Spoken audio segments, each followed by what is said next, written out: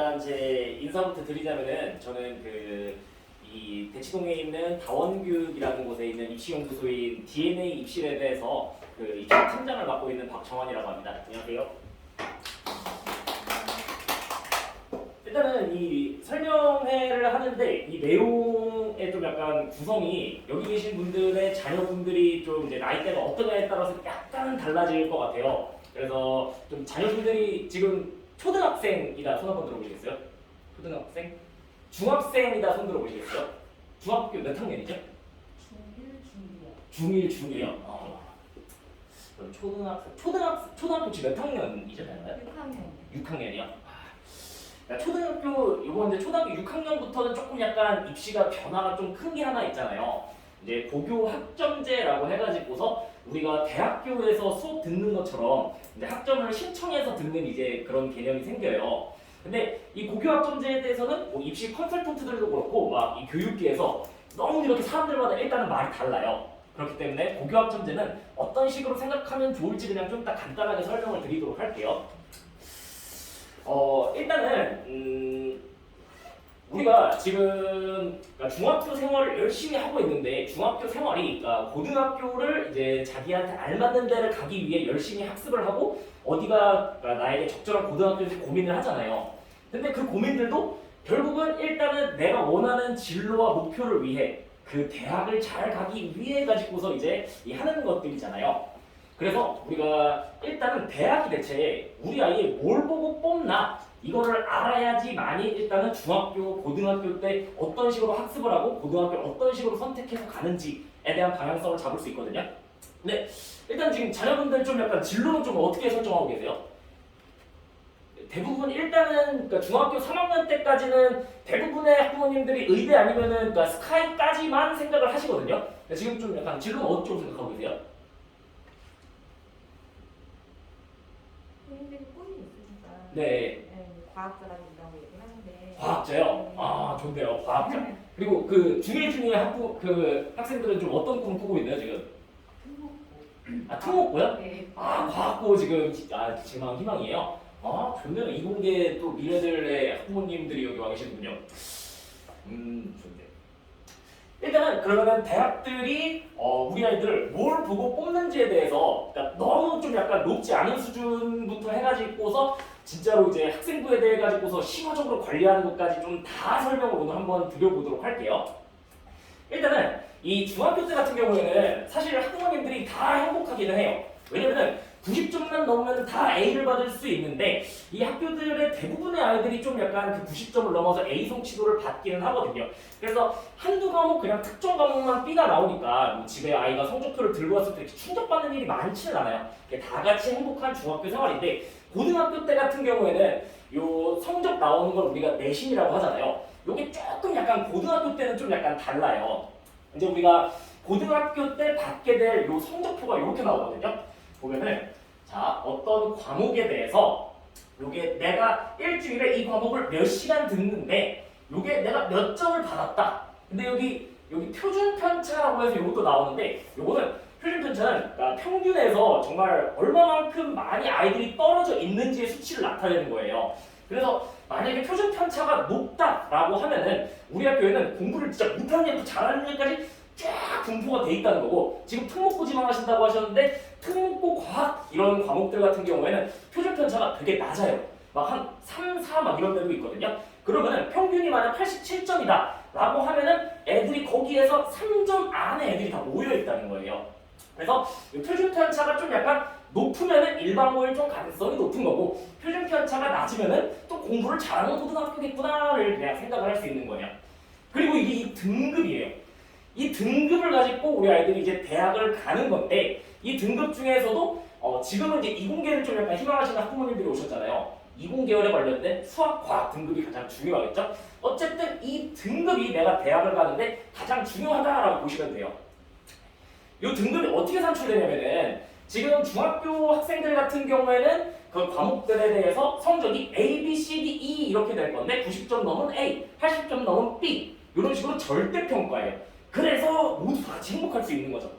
근데 고등학교 때는 좀 아쉽게도 옆에 있는 애가 행복하면 내가 조금 약간 행복할 가능성이 낮아지는 그런 시스템이거든요. 어떻게 되냐면 요게 지금 그 장기중학교에 다니는 학생들이 각 과목별로 성취도에 몇 퍼센트 학생들이 들어가 있나라는 자료거든요. 요거는 학교알림이라는 사이트 가면 다 보실 수 있는데, 자 여기서 보면은 장기중학교는 사회 같은 경우에는 A 성취도를 받는 애들이 30%예요. 그리고 B 성취도를 받는 애들이 20%대인데 전교생 중에 50% 안에 드는 애들은 내가 상위 2개 안에 든다라는 자부심을 가지고 살 수 있어요. 자, 수학 한번 볼게요. 수학 같은 경우에는 A 성취도에는 19%의 아이들이 있고 B 성취도에는 15.6%의 아이들이 있어가지고서 내가 2개 안에 드는다라고 하는 애들이 전교생의 34%의 학생들이 있는 거예요. 근데 이거 솔직히 말씀드리면은 제가 저번 주에 경기도 광주에서 설명을 했거든요. 경기도 광주에 있는 학교들 같은 경우는 한 30% 정도 돼요. A 성취도가. 그리고 여기 이 마이엠의 원래 그 본점이 이제 광명시에 있거든요. 광명시 같은 경우에는 주로 한 30한 6, 7% 정도가 A 성취도를 받아요. 그리고 대치동 같은 경우에는 60% 넘는 애들이 A 성취도를 받거든요. 그랬을 때 우리 아이가 받고 있는 이 A 성취도, B 성취도는 내가 고등학교에 갔을 때 한 몇 정도의 좀 약간 내신을 받을 수 있을까라는 걸 예측을 해보면은 요 등급이 산출되는 방식을 보면 돼요. 자, 우리 애가 고등학교 가서는 전교생 중에서 4% 안에 들어야지만 1등급이라는 그런 숫자를 받을 수 있어요. 이게 장기고등학교 기준으로 봤을 때 전교 12등 안에 들어야 되는 거예요. 과목별로 봤을 때요. 그리고 2등급 같은 경우에는 11% 안에 들어야 되는데 이거는 전교 35등이네. 3등급은 23% 이내에 들어야 되는데 이건 전교 74등 이내에 들어야 되는 거예요. 솔직히 그러니까 지금 우리 아이들이 요 4등급 밑에를 받을 거라는 상상은 전혀 못 하시잖아요. 4등급까지 설명 안 할 테니까 나중에 자료 올려드리면 그냥 혹시나 싶으면 그냥 한번 보기만 해주시면 될 것 같아요. 자, 그랬을 때 그러면은 여기 장기 중에 있는 A 성취도 아이들 같은 경우에는 몇 등급까지 받을 수 있죠? 가능성이? 3등급까지 받을 가능성이 있는 거예요. 그러면은 요 비성취도가 늘렸을 때는 비성취도를 받은 아이는 웬만한 몇 등급까지 받을 수 있는 아이들이 섞여 있다는 거죠? 이 4등급까지 받을 수 있는 아이들이 섞여 있다는 거예요. 그래서 진짜 실제로 되게 충격을 많이 받으세요. 우리 아이가 A나 B만 봤던 그런 중학생 친구가 고등학교 갔을 때 진짜 4줄 세우기가 아주 흔하게 나오긴 하거든요. 그래서 지금 중학생 자녀를 두시는 분들 같은 경우에는 요 성적표를 봤을 때 우리 아이가 A 성취도를 받았을 때 원점수를 잘 확인을 해봐야 돼요. 우리 애가 한 92점에다가 84점 이렇게 중간 기말을 받았는데 수행평가를 받아가지고서 겨우 90점이 넘는 턱걸이 A가 나왔다라고 하면은 그 학교에서 만약에 한 20% 정도의 아이들이 A를 받았다는 상황 속에서는 충분히 우리 아이는 3등급이 나올 가능성이 되게 높은 아이구나 이렇게 해석을 하시는 게 맞아요. 그래서 고등학교 때 같은 경우에는 사실은 준비가 되지 않은 학생들은 내신에서 밀릴 수 있다 정도 생각하시면 될 것 같아요. 자, 그랬을 때 여기가 무슨 대학교 합격선인지 한번 맞춰보세요. 자, 이 대학교에는 내신만 봐요. 그래서 내가 내신을 이만큼 받았을 때 이 학교에 내신만 갖다 입학할 수 있거든요. 자, 보세요. 1.8 안녕하세요. 전교 한 아까 저거 기준으로 봤을 때 그래도 한 20등 뭐 30등 언저리에 있는 전교권 친구들이 가는 학교잖아요. 자, 이 학교 어딜까요? 이거 맞추시는 분 제가 끝나고서 아메리카노 하나 바로 선물로 드릴게요. 네? 홍대. 오, 홍대 지금 좀 약간 머릿속에 염두에 두지 않는 대학교잖아요. 근데 이런 전교권 학생들이 홍대에 갈까? 내신으로만 가요. 그 내신으로만 가는 거예요. 아, 조금 약간 입시에 대한 이해도가 있으시군요. 이나대. 이나대. 여기 되게 적극적인데요, 김포? 저번 주에 이렇게 설명을 했을 때 이렇게 적극적인 답변 되게 기대했었는데 김포에서 이런 반응이 오네요. 경희대? 네? 경희대. 경희대. 다들 이제 좋은 대학교를 말씀을 하시는데 아주대. 저희 누나가 나온 대학인데 잘 모르더라고요. 자, 이 대학교는 조금 약간 아쉽게도 방금 말씀하신 대학들보다는 조금 약간 우리가 지금은 생각하고 있지 않은 세종대 70% 컷이에요.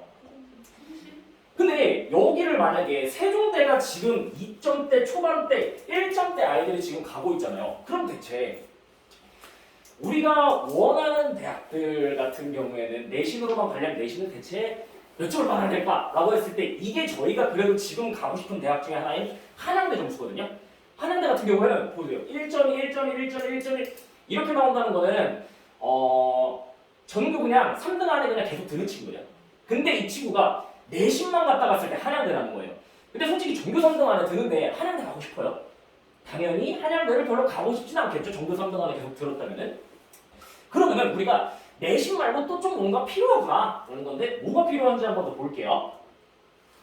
근데 요거 점수 같은 거 어디 인터넷에 찾아보실 때 뭐 다른 정보들 찾는 것보다 여기 대학 어디가라는 사이트, 이 대입 정보 포털 가면은 그 아이들을 뽑는 그 방법들, 학생부 교과, 학생부 종합, 논술, 정시, 점수를 여기서 다 공개를 해줘요. 그래서 만약 근데 이거는 아이랑 좀 약간 같이 찾아보기를 원해요.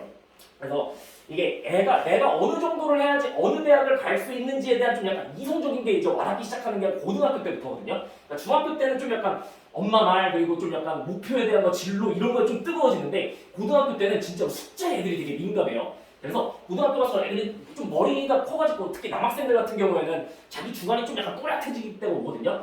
그럴 때는 이런 숫자들을 보여주는 게 아이한테 가장 큰 좀 약간 동기부여가 돼요. 그랬을 때 숫자를 보기에는 이 사이트가 가장 좋으니까 대학 어디가 사이트 들어가면은 대학별 입시 정보라고 있거든요. 여기 들어가가지고서 전형 평가 기준 및 결과 공개라는 곳에 가면은 여기에다가 그리고 희망대학을 검색하면은 각 그 대학에서 뽑는 방법들을 내가 몇 점을 받아야지 갈 수 있는지에 대해서 점수가 다 정리되어 있어요.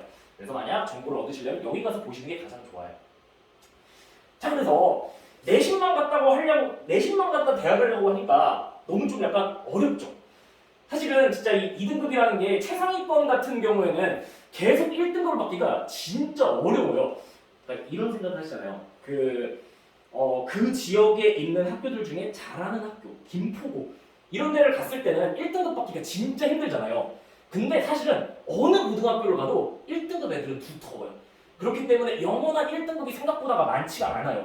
그래가지고서 저런 전형들 같은 경우에는 사실은 좀 진짜 좀 약간 지방으로 내려가가지고서 그러니까 애들이 공부 거의 대부분 안 하는데 1등급 내가 독보적으로 할 수 있는 학교 간 애들을 좀 약간 위한 전형이기는 해요. 그랬을 때 자 내신 말고 하나를 더 보겠다라고 하는 게 이제 수능 최저거든요. 수능 최저는 별로 어렵지 않아요. 우리가 이제 수능이란 걸 보잖아요. 수능 때 몇 과목을 우리 학교에서 지정해 준 거를 어느 정도 이상 잘 봐라라고 하는 게 수능 최저거든요. 요게 고려대학교 학교 추천 전형의 수능 최저인데 여기는 좀 빡세요. 국수영 사회탐구 중에 얘는 두 개를 다 보거든요. 이거를 4개 영역 중에서 3개를 우 이내를 맞춰라 라고 해요. 그리고 요 탐구는 평균으로 들어가거든요. 그랬을 때 한번 학생 1이랑 학생 2가 지금 인문계열 고려대 요 내신은 잘 받았는데 과연 이 친구 둘 같은 경우에는 고려대에 붙을 수 있을지 한번 볼게요. 학생 1은 붙을 수 있을까요? 3개 합쳐가지고 5 이내가 나와야 돼요. 국어, 수학, 영어, 탐구까지 해가지고서요.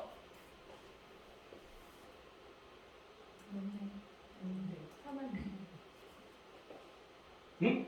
잠시만요. 이 친구 갈 수 있네요. 3합 5가 나오네요. 제가 이거 잘못 적었는데 이 친구도 갈 수 있어요. 그리고 이 친구는 3합 5 이내여가지고서 이 친구 되게 안정적으로 갈 수 있는 거. PPT를 왜 이렇게 만들었지? 어쨌든 이 친구들은 둘 다 갈 수 있는데 사실 이거 수능 최저가 맞추기 진짜 힘들어요. 사실 이 광명시 지역도 그렇고, 그러니까 솔직히 그 대치 지역 같은 경우에는 거의 웬만하면 수능 최저는 다 맞출 수 있는 게 내신이 한 3등급 나오는 애들이 그냥 수능으로 봤을 때 그냥 스카이 갈 정도가 나오는 학교들이 좀 약간 많아요. 근데 광명시, 광주, 김포들의 이런 특정, 그러니까 엄청 잘하는 학교들 빼고는 사실 이 수능 최저 맞추기가 진짜 힘들어요. 그래가지고서 제가 오늘 그 PPT를 이렇게 두 분류로 나눴는데 앞에는 이제 학생부 관리에 대한 거, 뒤에는 좀 이제 뭘 준비해야 되나 각각 과목별로 이제 설명을 하려고 하는데 만약에 그 뒷부분은 좀 시간 없으면 다음 주에도 하잖아요. 그때 하려고 하는데 그때 제가 하나만 드릴 걸 미리 앞에서 말씀을 드리면은 우리 아이가 항상 공부를 하잖아요. 그때 학업 역량, 우리 아이가 공부를 잘하냐 기준 같은 경우에는 중학교 2학년 이후로는 모의고사를 봐야 돼요. 그러니까 수능에 대해서 모의고사 문제 같은 경우에는 EBS에 다 탑재가 돼 있거든요. 그래서 우리 애가 중학교 3학년까지 만약에 수학 선행을 뺐다라고 하면은 고등학교 1학년 3월 달에 보는 그 모의고사를 다운로드 받아보면 그게 중학교 과정이거든요. 이거를 잘 봤을 때 우리 아이가 학원과 다 잘 따라갔다라고 보셔야지 그냥 학원에서 보는 이렇게 자체 시험 같은 경우에 조금 성적이 높다 그래가지고서 만족을 하면은 사실은 수능에서 밀릴 가능성이 되게 높아요. 아니 원래 자녀분 그 연령이 어떻게 됐죠? 학년이요? 초사요. 아 상당히 미리 오시긴 하셨군요. 이렇게 교육에 미리 관심이 있으신 분들이 제가 보기엔 진짜 나중에 좀 유리하긴 해요. 이런 정보를 미리 알면요.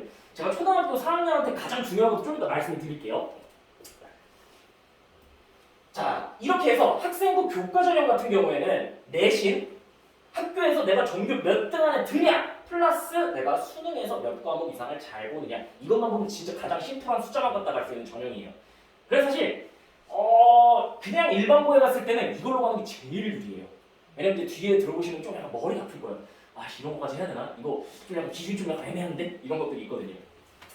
그 다음은 이제 우리 아이들이 갈 때도 이 논술 같은 경우에는 안 없어질 가능성이 되게 높아요. 논술 같은 경우에는 혹시 자녀분 좀 약간 어리긴 하지만 혹시 꿈이 뭔가요? 과학자도 있었다가 요리사도 됐다가 요리사. 이 학생들이 이 정도 진로는 진짜 무난한 거예요. 막 고등학교 2학년인데 전교권 학생인데 막 상담을 하는데 너 꿈이 뭐야 그랬는데 갑자기 타투이스트라고 그러는 거예요. 그런데 상담자 입장에서 좀 약간 이제 그렇잖아요. 그러니까 학부모님들의 이 아이의 이렇게 나아가려는 방향성이랑 아이 방향성이랑 완전 다르잖아요. 그때부터 좀 약간 상담이 애매해지는데 여기는 다들 이렇게 이공계에 좀 약간 별이 되려고 하기 때문에 그렇게 어렵진 않네요. 정말 애들 진로 듣다 보면은 정말 별의별 게 다 나와요. 지금도 제가 상담하고 있는 친구들, 그러니까 저는 이제 막 비교과랑 이제 학생부 전반적인 관리를 하는 프로그램을 운영을 하는데 맞는 엔터테이너도 있고, 그러니까 이게 생각보다 진로가 그 뚜렷하다기보다는 이게 지금 고등학교 2학년 아이 얘기예요. 되게 넓어가지고 좀 좁혀주기 어려운 아이들도 좀 약간 있거든요. 그래서 진짜 별 특이한 친구들 많은데 제가 뒤에 예를 좀 약간 많이 들어드릴게요.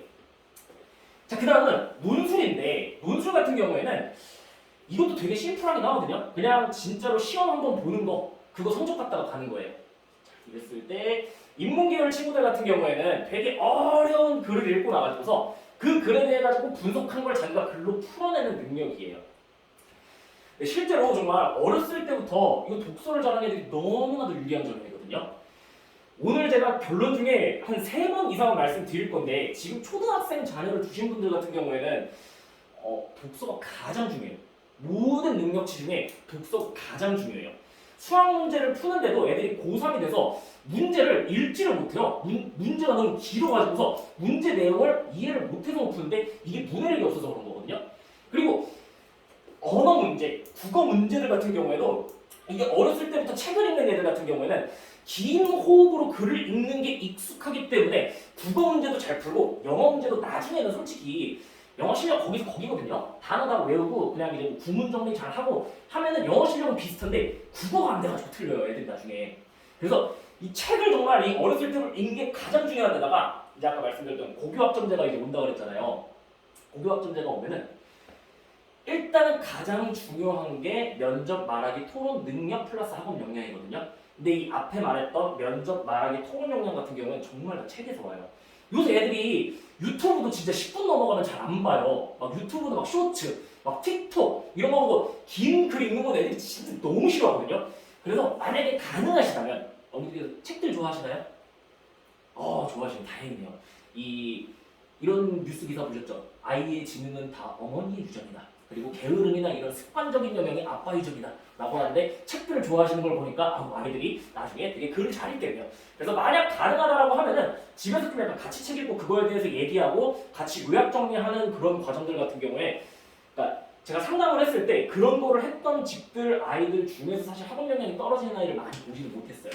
그래서 일단은 독서를 잘하는 아이들이 잘 보게 될 논술 전형이에요. 상위권 대학교에서 고려대랑 서울대 빼고는 다 하고 있고 대학교에서 되게 좋아하는 전형이에요. 왜냐면은 이게 진짜 똑똑한지 아닌지 바로 볼 수 있는 그런 시험, 수능이랑 딱 두 개가 되게 딱 아예 똑똑함을 볼 수 있거든요. 그리고 수학과 이공계열 친구들 같은 경우에는 과학이랑 수학 엄청 어려운 문제를 풀어요. 그래서 요거는 어차피 고등학교 2학년 때까지는 뭐 준비하거나 그런 건 아니고요. 일단은 수학이랑 과학을 엄청 잘해두면 만약에 과학부나 영재학교에 갔다라고 하면은 이 전형 같은 경우에는 아주 유리한 전형으로 갖고 갈 수 있는 거죠. 그 다음은 뭐 수능이에요. 수능은 뭐 다 아시죠? 수능 언제 봤는지 아세요? 그저께 봤어요. 그래서 그저께 봤는데 요 수능 같은 경우에는 한 번 이제 시험을 보죠. 그랬을 때 그냥 요새는 조금 약간 특이사항이 계속 그 아이들이 선택하는 쪽으로 이제 가려고 하잖아요. 고교학점제가 그거의 끝판왕이고요. 그래서 올해부터는 수능을 과목을 선택을 했어요. 그래서 화법과정문 같은 경우에는 대화문이 있고 그냥 그 대화문에서 우리가 그 얘들을 무슨 의도로 이런 말을 했나 글쓰기 같은 경우에 어떤 식으로 글을 썼나 이런 문제를 그냥 푸는 거예요. 언어와 매체는 그냥 문법이라고 보시면 돼요. 근데 하나 조금 그러니까 이거는 중학교 자녀를 두신 어머님들께 좀 말씀을 드리고 싶은 게 중학교 때 학교에서 문법 배울 때 문법 확실하게 잡아놓은 친구들은 고등학교 1학년 때도 엄청 편한 데다가 언어와 매체가 이 화법과정문 보는 거에 비해서 나중에 만약에 의대를 지망한다라고 했을 때 점수 되게 유리해요. 그래서 문법 같은 경우에는 중학교 때 잡을 때 아예 그냥 고등학교 1학년 거 버전까지 끝내놓는 거를 많이 추천을 드려요. 엄청 유리해져요. 그리고 수학 같은 경우에는 확률과 통계, 미적분, 기하 중에 선택을 하는데 문과 애들이 이제 확통하고 이과 애들이 미적분이랑 기하를 하거든요.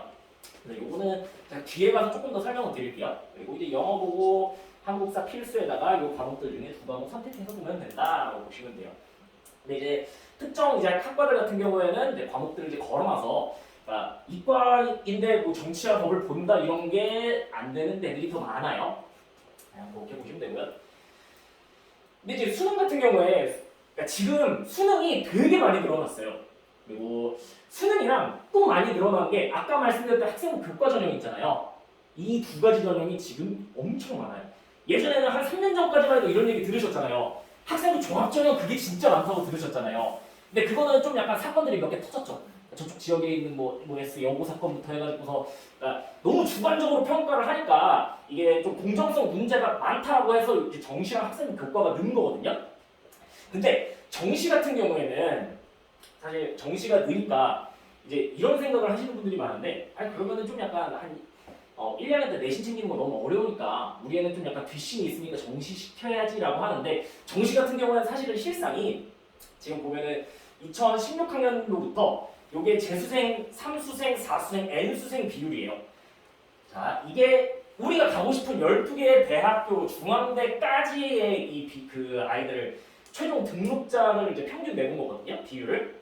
그랬을 때 지금은 중앙대까지 가는 애들의 65%가 재수생 이상이에요. 의대는 이거보다 더 높아요. 그렇기 때문에 사실 이런 거예요. 이거는 전국에서 제일 잘한다는 얘들, 막 상상고 이런 막 그냥 이 휘문고 이런 그 수능 괴물 같은 애들 다 참여하는 데다가 1년 동안 그냥 아침에 일어나서부터 그냥 밤까지 물론 다 그런 건 아니지만 그런 재수생들이랑 붙는 전형이거든요. 그래서 이거는 좀 전국에 제일 잘하는 애들이랑 붙는 거고 이 학생부에 관련된 학교에서 붙는 거는 좀 그냥 뭐 아시안 게임 정도? 그래서 훨씬 더 무난한 그런 싸움이라고 보시면 돼요. 그래서 모든 전형들 중에 사실은 정시는 플랜 B예요 항상. 그러니까 플랜 A가 되는 전형은 아니에요.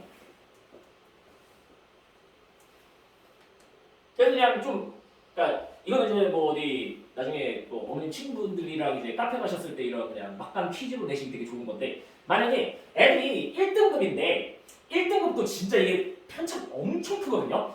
1등급 내에 모든 의대 계열이랑 그리고 이제 뭐 스카이 이런 애들이 다 몰려 있잖아요. 근데 이 진짜 한 문제 차이에 상당히 많은 그 대학이 많이 바뀌어요. 그랬을 때 우리 아이가 모든 과목이 다 1등급 컷 96%에 걸렸다라고 하면은 어디 갈 수 있을 것 같아요? 의대 갈 수 있을까요? 서울대는 갈 수 있을까요? 연대는요?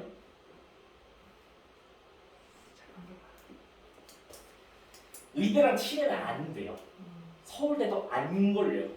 연고대 최상위권, 뭐 경영부터 해가지고서 뭐 전화기컴 이런 데는 안 돼요. 연고대 중위권까지밖에 안 돼요. 여기에서 만약에 국영수를 하나씩 더 들까? 사실 영어는 의미는 없어요. 영어는 그러니까 그 상대평가가 아니라 사실 절대평가로 바뀌어서 90점만 넣으면은 다 1등급이긴 하거든요. 그래서 영어가 아니라 국어, 수학에서 하나씩 더 틀렸더라고 하면은 사실 경희대까지 떨어져요. 대학교 지원 난이. 그래서 여기서 말씀드리고 싶은 거는 그러니까 수능은 일단은 우리 아이들한테 플랜 A가 플랜 A가 아닐 가능성이 되게 높아요. 그래서 내가 고등학교를 고를 때 같은 경우에도 내가 내신을 일단 잘 받을 수 있는 학교가 일단은 가장 좋기는 해요. 그래서 아이 수준에 맞춰서. 그런 다음에 그러니까 정시는 물론 학교 분위기가 중요하긴 한데 근데 정시는 나중에도 아이가 정신만 차리면 진짜 준비할 수 있거든요. 학원 세팅만 진짜 잘하면 돼요. 그래서 일단은 우리 애가 고등학교를 나중에 선택할 때 일단 내신 잘 받는 데가 유리하겠구나 정도 생각하시면 돼요. 그 다음 오늘 이제 좀 설명하려고 하는 거는 우리 아이들의 플랜 A가 될 전형이에요. 학생 종합전형. 내가 김포에서 대학을 간다라고 했을 때 가장 유리한 전형 같은 경우는 사실 이 전형이거든요. 근데 이거는 별의별 걸 다 봐요. 내신 아까 말했던 그 성적 있잖아요. 성적도 봐요. 근데 이 내신도 그냥 아까 학생부 교과처럼 이렇게 보는 게 아니라 이거는 그 보는 사람이 해석을 해요. 얘가 1학년 때 이게 실제로 광명시에 있던 사례인데 1학년 때 5등급 때 봤던 친구 그러니까 전교 반 안에도 못 들던 친구예요. 그 친구가 2학년 때 3점 초반대를 받고 3학년 때 가가지고서 5, 1등급을 찍었는데 그 친구가 중앙대 최초라고 그랬어요. 학생부 종합전형으로요. 사실 광명시 기준으로 봤을 때 중앙대는 평균으로 봤을 때 한 2.1, 2.2 이런 애들이 지원하는 데거든요. 그래서 걔는 원래 그냥 산술적으로 냈을 때는 절대 못 가는데 이 전형에서는 애가 발전하는 것도 봐요. 애가 늦게 출발했다라고 하더라도 얘가 정말 나의 부족한 면을 보완하겠다라고 하려고 하면 그것도 다 계산을 해주고 그리고 특정 과목을 진짜 잘하는 애들 수학과학 그냥 다 1등급을 넘어가서 아까 커트라인 말씀드렸잖아요. 1등급 컷이 아니라 얘는 올백을 받는 애들이 있거든요. 그러니까 평균이 만약에 50점에다가 아까 표준편차 설명드렸잖아요. 표준편차가 20이에요. 그러면은 한 80점 받는 얘들이 이제 그 1등급, 2등급 커트라인 걸린다라고 보거든요. 근데 거기서 97점 그렇게 받으면은 수학, 과학 그냥 그 학교에서 괴물인 거거든요. 그랬을 때 이런 걸 다 해석해주는 게 이 전형이에요. 그래서 특정 과목을 잘하거나 아니면 우리 아이가 뒷심이 좋아가지고서 고등학교 초반에 조금 약간 선행을 안 해서 밀렸지만 애가 나중에 역량을 발휘한다. 학생 종합 충분히 가능하다는 거죠. 그 다음은 비교과. 그러니까 솔직히 이거 다 해볼만 한데 이게 제일 애매해요. 뭔지 잘 모르겠잖아요. 그래서 요걸 제가 뒤에서 좀 자세하게 설명을 드릴 건데 비교과는 간단하게만 설명하면 요 학생부에 보면은 그러니까 성적 나온 거 빼고 나머지 부분을 다 비교과라고 보시면 돼요. 그래서 그런 부분들이 조금 약간 학교마다 편차가 좀 크고 그리고 주관적으로 해석되는 게 있으니까 좀 어려운 거죠. 그리고 자기소개서라고 해놨는데 요거는 현재 고2까지만 보고 폐지돼. 없어 이제. 그리고 면접. 면접의 영향력이 앞으로 엄청나게 커질 거예요. 고교학점제가 되고 나면요. 그래서 이 말 잘하는 친구들 같은 경우에는 결국 그 지식이 다 책에서 나오는 거고 그 책을 요약하고 그 요약한 내용에 대해서 대화를 해보는 게 가장 중요하거든요. 그래서 독서는 제가 진짜 몇 번 강조할 건데 지금 초등학생이면은 책 읽는 습관부터 애가 좋아하는 책부터 해가지고서 그래갖고 긴 템포로 초등학교 때 만약에 하루에 한 1시간 정도 책 읽을 수 있는 습관 가진 친구들은 사실 중학교 때 가지고서 정말 강력한 무기를 가지는 거 강력을 넘어서서 초강력, 필살기 수준이기는 해요. 그래서 책 읽는 거.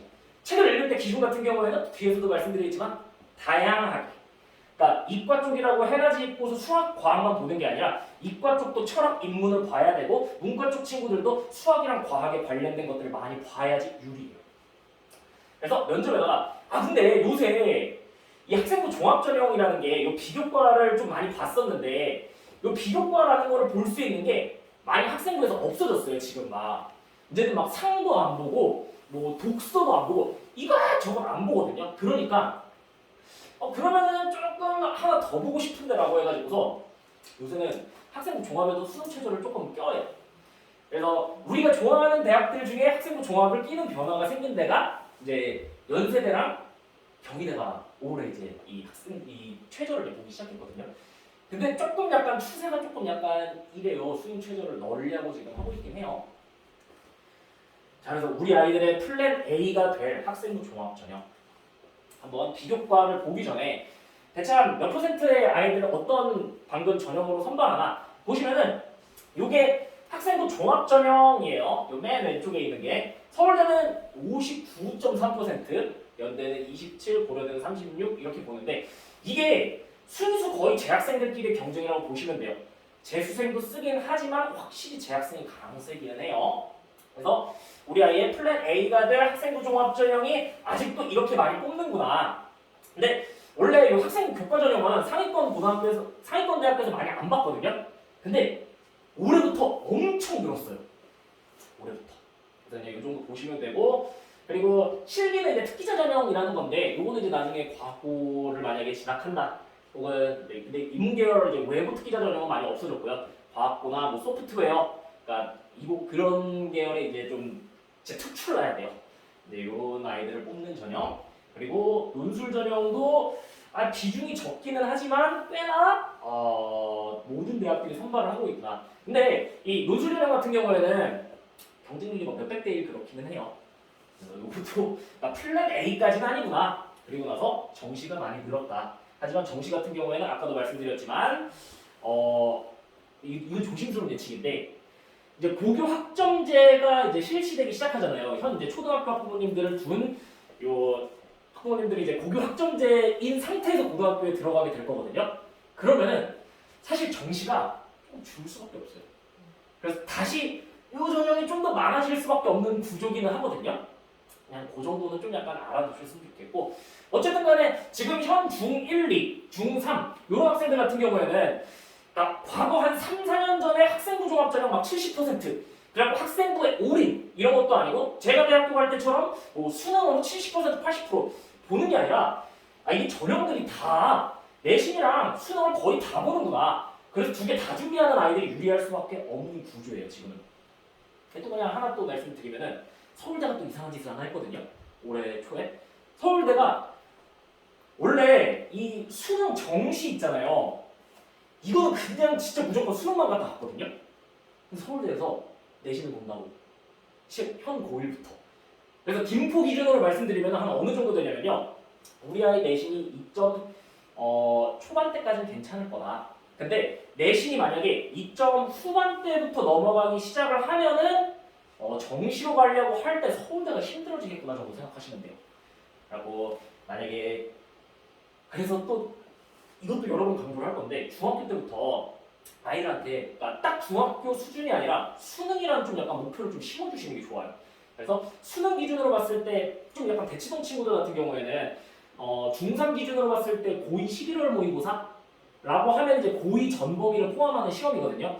거기까지는 웬만하면 1등급 맞춰서 보내려고 해요.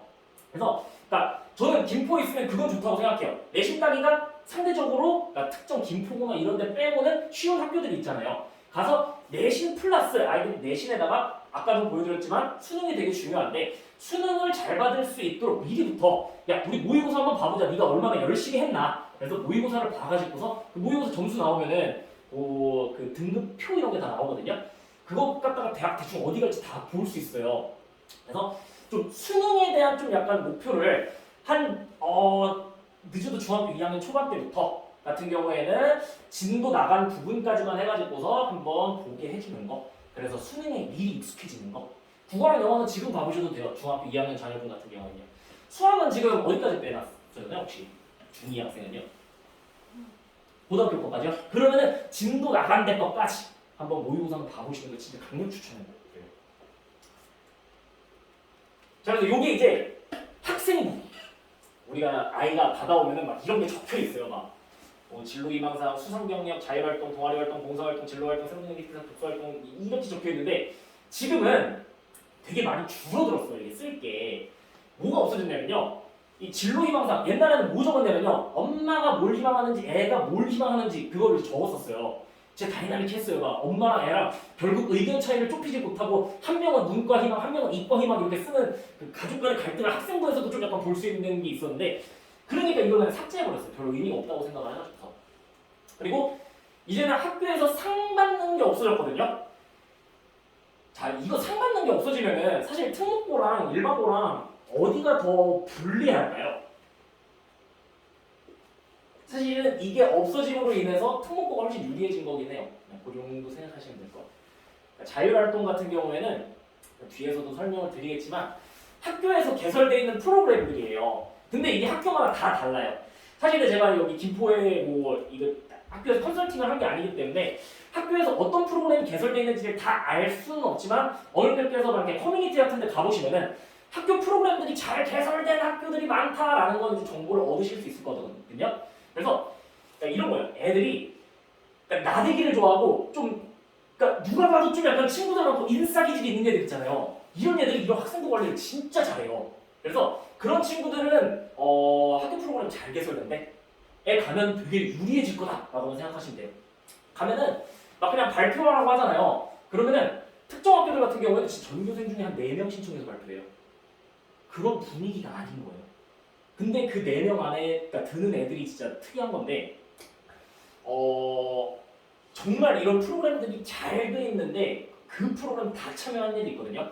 그런 애들은 진짜 내신에 관련된 부분을 꽤나 역전할 수 있는 여지가 있어요. 한 0.5점 이상까지도 역전이 가능하거든요. 그래서 일단 자율활동은 이 뒤에 가서 설명드릴게요. 참지를 못해요. 제가 이게 나오면 뒤에 그 PPT를 다 삽입을 해놨음에도 불구하고 뒤에서 설명드릴게요. 동아리 활동은 말 그대로 우리 애가 그 동아리인데 이것도 사실 우리 때 같은 경우에는 동아리 그냥 영화 감상 동아리 그냥 뭐 요리 동아리 가서 막 열심히 막 반죽해서 벽에 던지고 이렇게 재밌게 놀고 그러고 끝났는데 그래서 막 당구 동아리 이런 거 되게 인기 많았잖아요. 근데 요새는 동아리에서 활동한 내용들 그래서 만약 이공계를 희망한다라고 하면은 적어도 실험이나 혹은 이공계 관련 책임있게 토론 동아리 정도는 들어가가지고 학생부를 관리해야 되긴 해요. 그런 다음에 자율 동아리라 그래서 이 학교에서 동아리를 자기가 만드는 거예요. 이거는 하고 싶은 거. 그래서 이 자율 동아리를 자기가 만들어 썼었는데 근데 이게 없어졌어요. 없어졌다는 게 그러니까 학교에서 만들어서 쓸 수는 있는데 대학교에다가 못 내요. 대학교에 들어갈 때 삭제되거든요. 그래서 애가 뭐 근데 저는 그렇게 생각해요. 사람이 좀 그러니까 은미체 이런 거를 해야지 좀 완성이 되고 좀 인간의 좀 그 유한성을 좀 극복하는 행복을 느낄 수 있기 때문에 저는 음악이나 이런 미술을 하는 거 이런 거 동아리에서 하는 게 되게 좋다고 생각을 하거든요. 그러니까 그런 걸 이제 자율 동아리 만들어서 하는데 그래서 본 동아리 같은 경우에는 좀 그러니까 진로랑 관련된 거 그리고 자율 동아리 마음껏 만들 수 있는데 아이가 너무 힘들지 않게 학교 생활하는 것도 되게 중요하거든요. 스트레스 받다가 엄마랑 말싸움하다 학교 끝나고서 대학교 와가지고 엄마랑 틀어지면 그게 무슨 소용이 있겠어요. 사실 가족 관계가 가장 중요한데 그래서 요런 아이들이 되게 즐겁게 학교 생활을 할 수 있도록 좀 약간 세팅하는 거 이런 것도 되게 중요하긴 해요. 그래서 자율 동아리가 삭제됐지만 애들이 좀 즐거워할 수 있는 거는 요런 데다 세팅을 하면 되는 거죠. 그리고 봉사활동은 이제 거의 없어졌다고 보시면 되는데 학교에서 이제 허락한 봉사활동만 여기 들어가거든요. 그래서 이것도 좀 발 빠르신 분들 같은 경우에는 학교에 무슨 봉사활동이 개설되어 있는지 미리미리 알아보시기는 해요. 그리고 그 중에서 우리 아이 진로랑 맞는 거를 하죠. 봉사활동의 기준을 좀 말씀 뒤에서 드릴게요. 자, 이 진로활동은 학교에서 아이들 진로에 관련돼 가지고 프로그램을 되게 많이 개설을 해놨어요. 그래서 뭐 직업인 특강부터 해가지고서 진로 보고서 뭐 이런 거 다양하게 개설을 해놨는데 이것도 학교별로 좀 편차가 좀 있기는 해요. 그래서 희망하시는 고등학교에 가기 전에 이렇게 뭐 맘카페라든지 아니면 이렇게 학원 잘 정리해주는 블로그 같은데 가면 학교 프로그램도 정리해놨거든요. 한번 보시면서 우리 애가 이런 거는 이렇게 활용하면 좋겠네 정도 생각해보고 가시는 걸 좀 추천을 드려요. 그리고 세부능력 및 특기상 제일 중요해요. 지금 현재 학생부의 그냥 꽃은 이 세부능력 및 특기상 줄여서 세특이라고 부르죠. 이거는 그 애가 수업 시간에 한 내용을 각 과목 선생님들이 보고 적어주시는 건데 딱 보잖아요. 선생님이랑 애랑 친한지 아닌지가 일단 다 나와요. 그러니까 누가 봐도 얘는 선생님이 싫어하는 애들은 진짜 그런 뉘앙스가 느껴져요. 그리고 조금 약간 짧게 써줘요. 그래서 요거는 조금 약간 선생님이랑 되게 친화력 플러스 우리 애가 학교 수업 시간에 정말 참여를 열심히 했냐. 그리고 요새는 이게 사실 원래 교과라고 분류가 됐었는데 요새 비교과라고 분류를 하는 게 학교 수업 시간에 수행평가에 자기 진로랑 엮어서 발표하기 이런 게 되게 많아요. 그래서 이제 그런 내용들이 다 여기 들어갈 거다라고 보시면 돼요. 그리고 독서활동 이게 빠졌다라고 하는데 그래서 독서활동을 하지 말아야 되냐가 아니라 옛날에는 그냥 대충 읽고 책 읽었다고 거기다 목록을 리스트업 할 수 있었는데 지금 그러니까 어머님들이 보시기에도 그렇잖아요. 어렸을 때부터 책 잘 읽고 예습복습 잘하는 애들이 공부 잘하는 거는 진짜 진리긴 하거든요. 그래서 책 읽는 거를 이게 없어졌으니까 다른 영역에다 더 녹여야 되는 상황인 거지. 그래서 지금도 정말 책은 정말 읽어 놓은 만큼 이득이에요.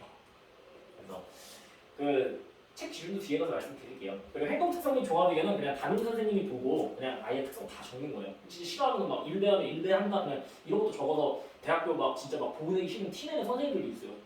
그래서 이것도 담임 선생님과 좀 약간 친화도가 되게 중요해요.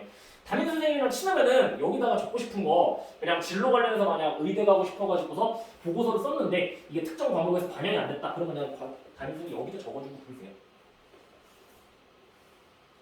그랬을 때 다시 한번 간단하게 보면은 자율활동이라는 녀석은 학교에서 이번 활동 반장에서 뭐 했냐 체육대회 뭐 이런 것들 하는데 학생부에 대한 이해도가 없는 상태에서 그냥 학교 생활을 조금 약간 하면은 끝나고 나면은 진짜 그냥 체육대회 가서 그냥 뭐 노다리 밟기 대회에서 노세 역할을 충실히 수행함 그리고 민주의식을 함양함 진짜 이렇게 쓰이고 끝나는 애들도 있어요. 근데 본인이 이제 입학사 정관 그 대학 입장에서 뽑는 사람이라고 봤을 때 그 노다리 학생 엄청나게 우수해 보이나요? 그렇진 않죠. 그러니까 민주의식이 함양된 건 너무 좋아 보이긴 하는데 좀 의대에 뽑기엔 좀 약간 그렇지 않나요? 그래서 사실은 자율활동 같은 경우에는 학교 프로그램들 중에서 쓸모없는 것들은 좀 안 써질 수 있도록 다른 활동들 의미가 있는 이런 독서 프로그램 끝나고 나면 소감문 작성하라고 하거든요. 그럼 그 책 읽고 나가지고서 논문 한 한두 개 정도 참조해가지고 글쓰기 같은 거 넣잖아요. 그러면 반장 선거했던 거 그런 게 다 지워져요. 의미 있는 것들이 있으면요. 그래서 뒤에 가서 제가 말씀을 드릴 거예요. 학생부에 어떤 것들이 들어가야 되고 어떤 것들을 관리해 줘야 되나 이런 거를 너무 머네요. 근데 한 5년 후에 좀 잘 적용을 해보셨으면 좋겠어요. 근데 진짜 미리 알아놓는 게 되게 유리하기는 해요. 그리고 이 진로 활동은 요거예요. 그래서 진로 활동은 뭐 학교마다 진짜 프로그램 다양해요. 진로 관련 교수님 초청 특강도 있고 한데 요 진로 프로그램은 이 정리된 사이트들이 있을 거니까 그런 거를 좀 찾아보시면 좋을 거고요. 그리고 아까 말씀드린 거네요. 하나 그냥 이제 말씀드릴 거는 그러니까 이게 봉사활동을 해본 아이들이랑 안 해본 아이들이랑 진짜 좀 약간 그 사회랑 사람에 대한 좀 약간 감수성에 대한 부분이 좀 약간 차이가 꽤 있거든요. 그래서 봉사활동을 어렸을 때부터 한 친구들 같은 경우에는 뭔가 이런 사회적인 활동을 할 때 그 이해도가 좀 약간 뛰어나긴 해요. 그리고 부모님들이 어렸을 때부터 같이 하는 또 되게 그런 게 뛰어난데 이런 친구들은 봉사활동을 한 내용들 할 때마다 봉사활동을 내가 왜 했는데 그래서 뭘 케어하고자 했는지 다 기록해가지고서 담임 선생님께 제출하면은 그러니까 비록 기록하는 파트가 없어졌는데 여기다 이것도 다 적어주세요. 담임 선생님. 자 이제 이거는 뭘 볼 거냐면은 이제부터는 조금 약간 심화 버전이에요. 지금까지는 좀 약간 쉬운 거였고 이거는 실제로 서울대 입학사정관이 공개한 서울대 채점 기준이에요. 그래서 이거 기준으로 채점해가지고서 학생부에다가 가산점을 주든지 평가를 하겠다라는 거거든요.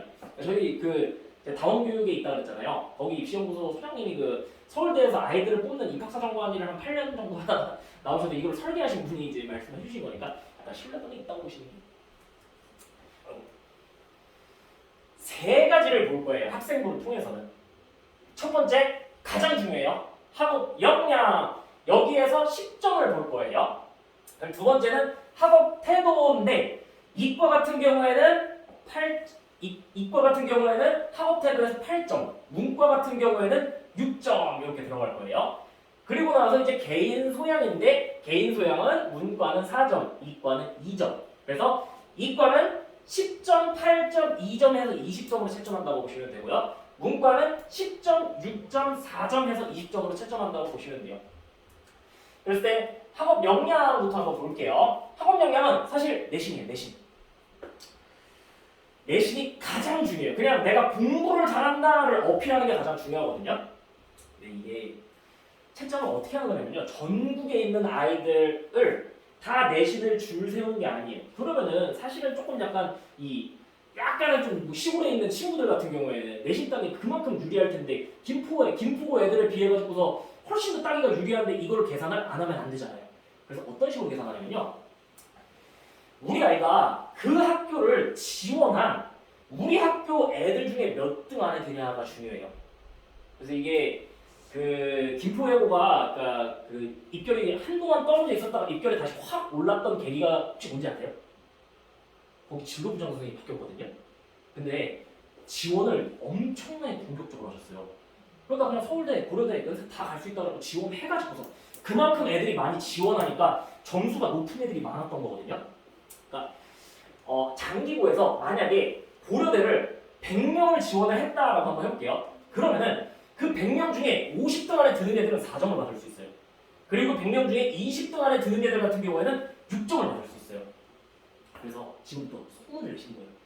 김포는 이제 학업 역량이 엄청 올라가서 대학교에서 좋아하니까 스카이에스가 웬만하면 붙을 수 있다고 진짜 소문을 내는 게 효과가 있어요. 그래서 지금부터 일단은 이렇게 그냥 보시면 돼요. 내가 공부를 잘하는 학교에 갔을 때 같은 경우에는 내신에서 조금 낮아도 유리한 이유는 이거구나 하고 보시면 돼요. 근데 이런 얘기 들으셨죠? 블라인드다 라고 해서 이제 그 고등학교 정보 볼 수 없다 라고 하는데 이거 다른 데는 뭐 영상이 공개되진 않겠죠? 근데 그 조심스럽게 이게 제 추측이에요. 100%는 아니지만 아까 제가 아까 학교장 추천 전형이 많이 생겼다고 했잖아요. 근데 학교장 추천 전형이 알고 보면은 그 내신만 보는 아까 그 학생 교과 전형 그냥 이름만 바꾼 거거든요. 근데 그거를 왜 학교장 추천 전형이라고 했냐면은 그러니까 그 학생부가 갈 때 학교장 직인이 무조건 찍혀져서 가야 되거든요. 고등학교장이요. 그렇기 때문에 사실 그 학생부를 보내면은 학교에 대한 좀 약간 정보를 좀 볼 수 있긴 해요. 그래서 내가 잘하는 학교에 갔는데 블라인드 때문에 내신 못 따면 그냥 불리하구나 이렇게 보시면 안 되고 학교는 그래도 정보는 내가 잘하는 고등학교에 가서 내신 경쟁력이 있으면은 다 좀 약간 알아보는 방법들이 있구나. 학교장 추천 전형과 그리고 이렇게 학교에서 그 학교에 대학을 많이 지원했다. 고려대 100명 지원하는 학교는 사실은 대치동에 있는 학교나 뭐 자사고고 아니에요.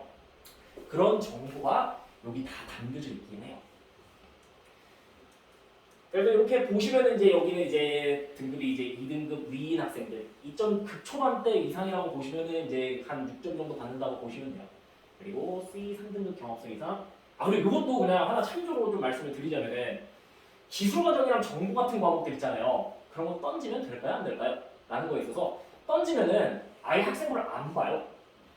그러니까 국수영사과가 1, 2, 1, 2, 1이 나왔는데 정보가 5다 라고 하면은 이거는 얘는 정보에 약하다 라고 해석될 리가 없죠. 무조건 던진 애잖아요. 공부 잘하는 애인데 이런 애들은 아예 그냥 공부하는 데 있어가지고서 너는 무언가 내가 공부할 게 있을 때 재미가 없으면 버리겠구나. 우리 학교에 와서도 모르겠구나 라고 해서 아예 학생부를 안 봐요.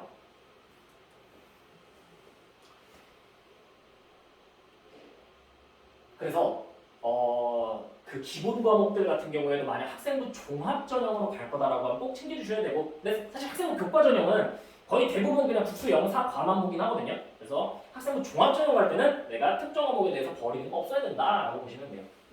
그래서 우리 학교에서 몇 명이 그 학교에 지원하냐가 되게 중요하구나라는 걸 보시면 됩니다. 그리고 나서 이 학업 역량에서 이제 가산점이 붙는 항목들이에요. 이과 같은 경우에는 가장 중요한 게 1, 2번이에요. 수학을 잘한다 이게 가장 중요한데 그냥 내가 내신 몇 등급 안에 들어가지고서 20% 안에 들었는데 수학이 아까 말씀드렸다시피 컷보다 내가 훨씬 높은 압도적인 1등급이 계속 나오고 있다라고 하면 0.5에서 1점 정도의 가산점이 붙을 수 있어요. 과학도 마찬가지예요. 그리고 수학이랑 과학 관련해가지고서 내가 어려운 내용에 대해서 탐구를 했다. 그래서 뭐 고등학교 때 허수는 원래 대소비교가 안 되는데 그러니까 대학교 과정을 내가 뭐 강좌를 한번 찾아보고 이해해가지고서 허수의 대소비교가 가능한 가능성을 발견한 개념을 공부했다. 아니면 어려운 걸 증명을 한번 해내봤다. 그리고 그걸 친구들한테 소개했다. 이런 내용이 들어가면은 사실 아까 학업 역량과 학업 태도였잖아요. 그래서 그 비교과 뭐 써진 거 같은 경우에는 거의 학업 태도에서 평가를 하는데 이런 수학 과학에 대한 심화 역량 어려운 거 공부한 거는 이거 학업 역량에서 점수를 줘요. 그래서 내가 수학과학에 관해서 어려운 것들을 들을 수 있는 학교, 뭐 AP를 들을 수 있는 학교라든지 뭐 이런 학교에서 되게 우수한 성적을 거두면 그리고 그러니까 과거 같은 경우에는 뭐 일반 물리, 고급 물리, 뭐 일반 뭐 고급 수학 이런 것들이 편성돼 있잖아요. 그런 수업을 들은 것만으로도 거기에 상위권 점수를 유지하면은 이런 데서 이제 가산점을 얻는 거예요. 그래서 막 과거 애들이나 그러니까 영재고 애들도 그래서 이거 기본 점수 자체가 상당히 높은 거죠. 그리고 요거는 원래 상이에요. 학교 수학이랑 학교 과학 프로그램들 우수하다는 거는 학교 상 받는 건데 요새는 근데 상이 이제 안 들어가잖아요. 그래서 이제 학교들에서 이제 무슨 짓을 하냐면은 막 이런 막 페스티벌 이런 걸 바꿔가지고서 학생부에다가 페스티벌에 참여해서 그냥 몇 등 안에 들으면 그냥 이렇게 적어줘요. 상이 없어졌지만 은근히 안 없어졌다라고 보시면 돼요. 그래서 그런 데 나가서 잘 하시면 되고, 요거는 이제 문과 같은 경우에는 학업 역량에서 요게 이렇게 바뀌긴 하거든요. 근데 문과도 사실 수학 잘하는 거 이런 거 점수 다 줘요. 그래서 문과, 이과가 요거의 우선순위 바뀌지만 이게 가산점을 주는 항목은 변하지 않는다. 라고 해서 요 문과 같은 경우에는 외국어 능력이 되게 중요해요. 외국어 능력이랑 아까 제가 그 책을 읽으라는 또 하나의 근거, 논리적인 말하기 글쓰기 과정. 어떠한 주제에 대해서 어떤 근거를 들어서 어떤 걸 분석해서 어떠한 보고서 쓰는 과정 조사를 통해 가지고서 이런 내용들을 해냈냐, 이런 게 가산점을 받을 수 있어요. 그래서 고등학교 가서 적어도 지금 만약에 영어 열심히 공부하는 거 할 때 원서 같은 거 읽어놓고 그 원서에 있는 내용들 만약에 넣을 수 있다라고 하면은 이게 고등학교 3년 내내 내가 외국어 아닌데 그런 내용이 들어가잖아요. 그러면 이거를 가산점을 줘요. 그래서 외국어 같은 경우에도 좀 말하기, 쓰기 이런 능력에서 좀 약간 출중함을 좀 약간 보여주는 거, 논리적인 말하기, 글쓰기. 요건 학교에 프로그램들이 워낙 많은데 거기 가가지고 열심히 하면 돼요.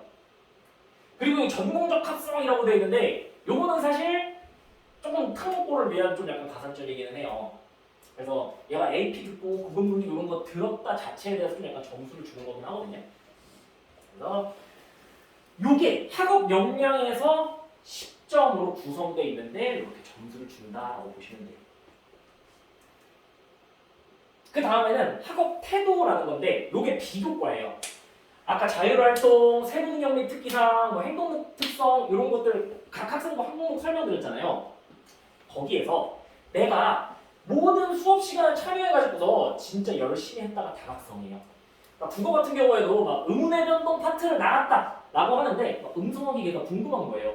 그래서 미국말, 그러니까 영어로는 표현을 못하는 한국의 좀 약간 음성학적인 거를 좀 내 인체 구조랑 좀 약간 비교해서 국어 시간에만 탐구를 했다라고 하면 그거 사실 내용이 그렇게 깊진 않아요. 그냥 뭐 좀 이따 소개해드릴 사이트에서 그냥 논문 하나 정도 보면은 그냥 자기 언어를 해석하는 게 진짜 별로 안 어렵거든요. 근데 모든 그냥 과목에서 내가 조금 약간 되게 이것도 탐구해보고 저것도 탐구해보고 그냥 다 해봤다 이런 친구들 다각성에서 점수를 많이 줘요. 그래서 이 다각성을 챙기는 방법은 학교에서 어떤 활동이 나오잖아요. 그러면은 애들 대부분 다 네이버나 지식백科나무위키에서 긁거든요. 그러지 말고 수행평가나 뭔가 활동이 나오면은 도서관부터 가는 거. 도서관 가서 책을 봐가지고서 책에 있는 내용을 정리를 하고 그 책에 나와 있는 내용들 중에 제가 좀 이따 사이트들을 다 보여드릴 건데 거기다가 그 키워드들을 검색해 보는 거예요. 만약에 신소재가 나왔다라고 하면은 네이버 블로그 같은 거 진짜 잘 써진 건 진짜 잘 써졌는데 근데 정말 카더라가 되게 많아요 생각보다. 그래서 신소재에 대해서 탐구를 하겠다라고 하면은 도서관에 신소재 관련된 책 파트 가서 목차를 읽어보고 자기가 관심 있는 책 읽어가지고서 발췌독해서 그 부분만 요약 정리해서 잘 내면 되는데 거기다가 조금 더 살을 붙이기 위해 좀 이따가 보여드릴 사이트들에 만약 그래픽을 내가 봤다라고 하면 그래픽을 입력하고 거기에 있는 내용들 중 일부를 이제 요약 정리해서 같이 제출하는 거. 사실은 그러니까 저희가 대학교 가가지고서 솔직히 대학원생 때까지도 짝이잖아요.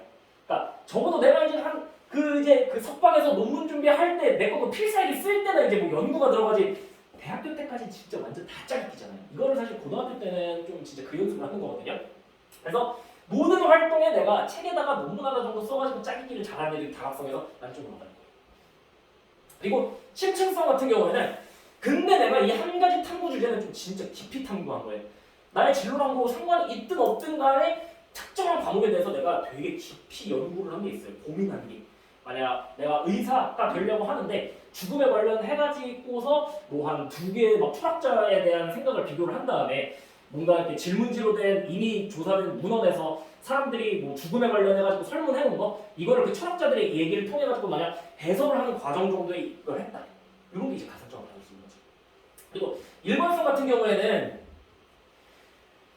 그러니까 좀 생각이 있는 친구들. 그래서 내가 어렸을 때부터 그러니까 진로는 바뀌어도 돼요. 바뀌어도 되는데 그러니까 진로가 바뀌는 과정들이랑 자기가 좀 약간 생각하는 심화 과정들이 어떤 일반적인 가치관을 좀 약간 형성하는 게 학생들에서 좀 약간 보인다라고 하는 점수를 줘요. 그래서 만약에 뭐 내가 과학자를 꿈꾸고 있는데 1학년 때는 좀 약간 과학자를 하다 보는데 2학년 때 되보니까 과학이 있어가지고서 이게 좀 건강학적인 거에 대해서 요새 너무 이제 좀 화학적인 좀 약간 다이어트 제품이 많이 나오는 게 좀 약간 건강에 좀 우리 엄마가 드시는데 이게 건강에 괜찮을까 해서 막 성분표를 보고 막 분석을 하는 좀 2학년 때는 좀 식품이랑 관련된 식품화학에 관련된 공학에 관련된 걸 탐구를 해요.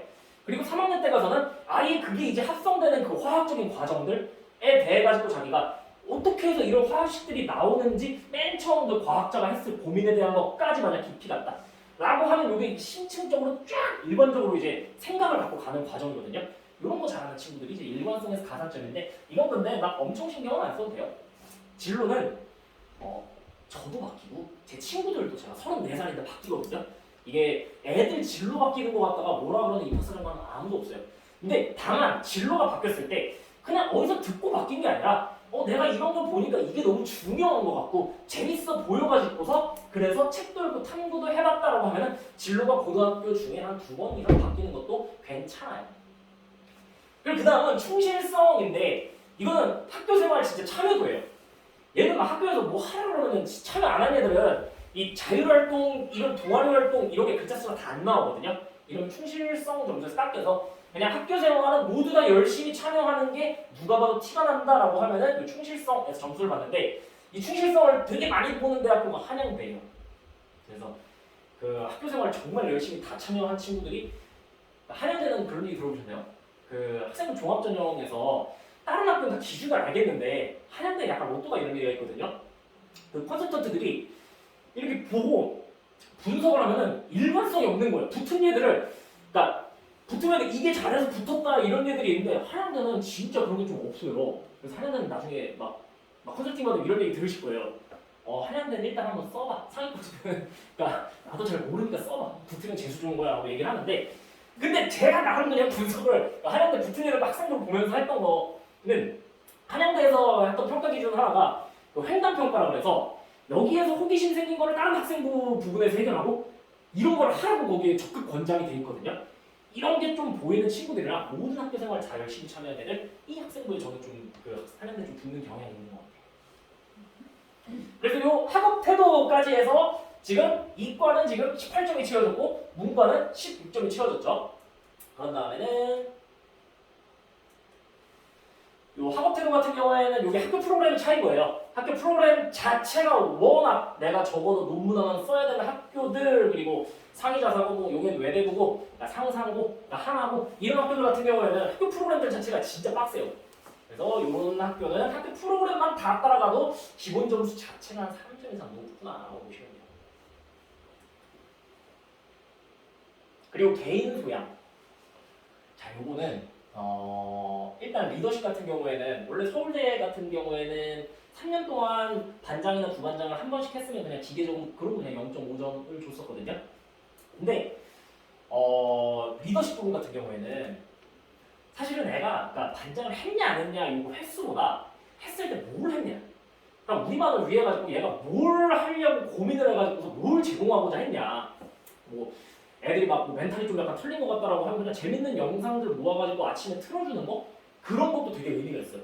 아니면은 애들이 진짜 진로 못 찾는 애들이 많다라고 하면은 그러니까 진로에 관련돼 가지고서 책 그냥 일주일에 한 3번씩 그러니까 이래서 의미가 있다는 추천 그냥 게시판에 하는 거.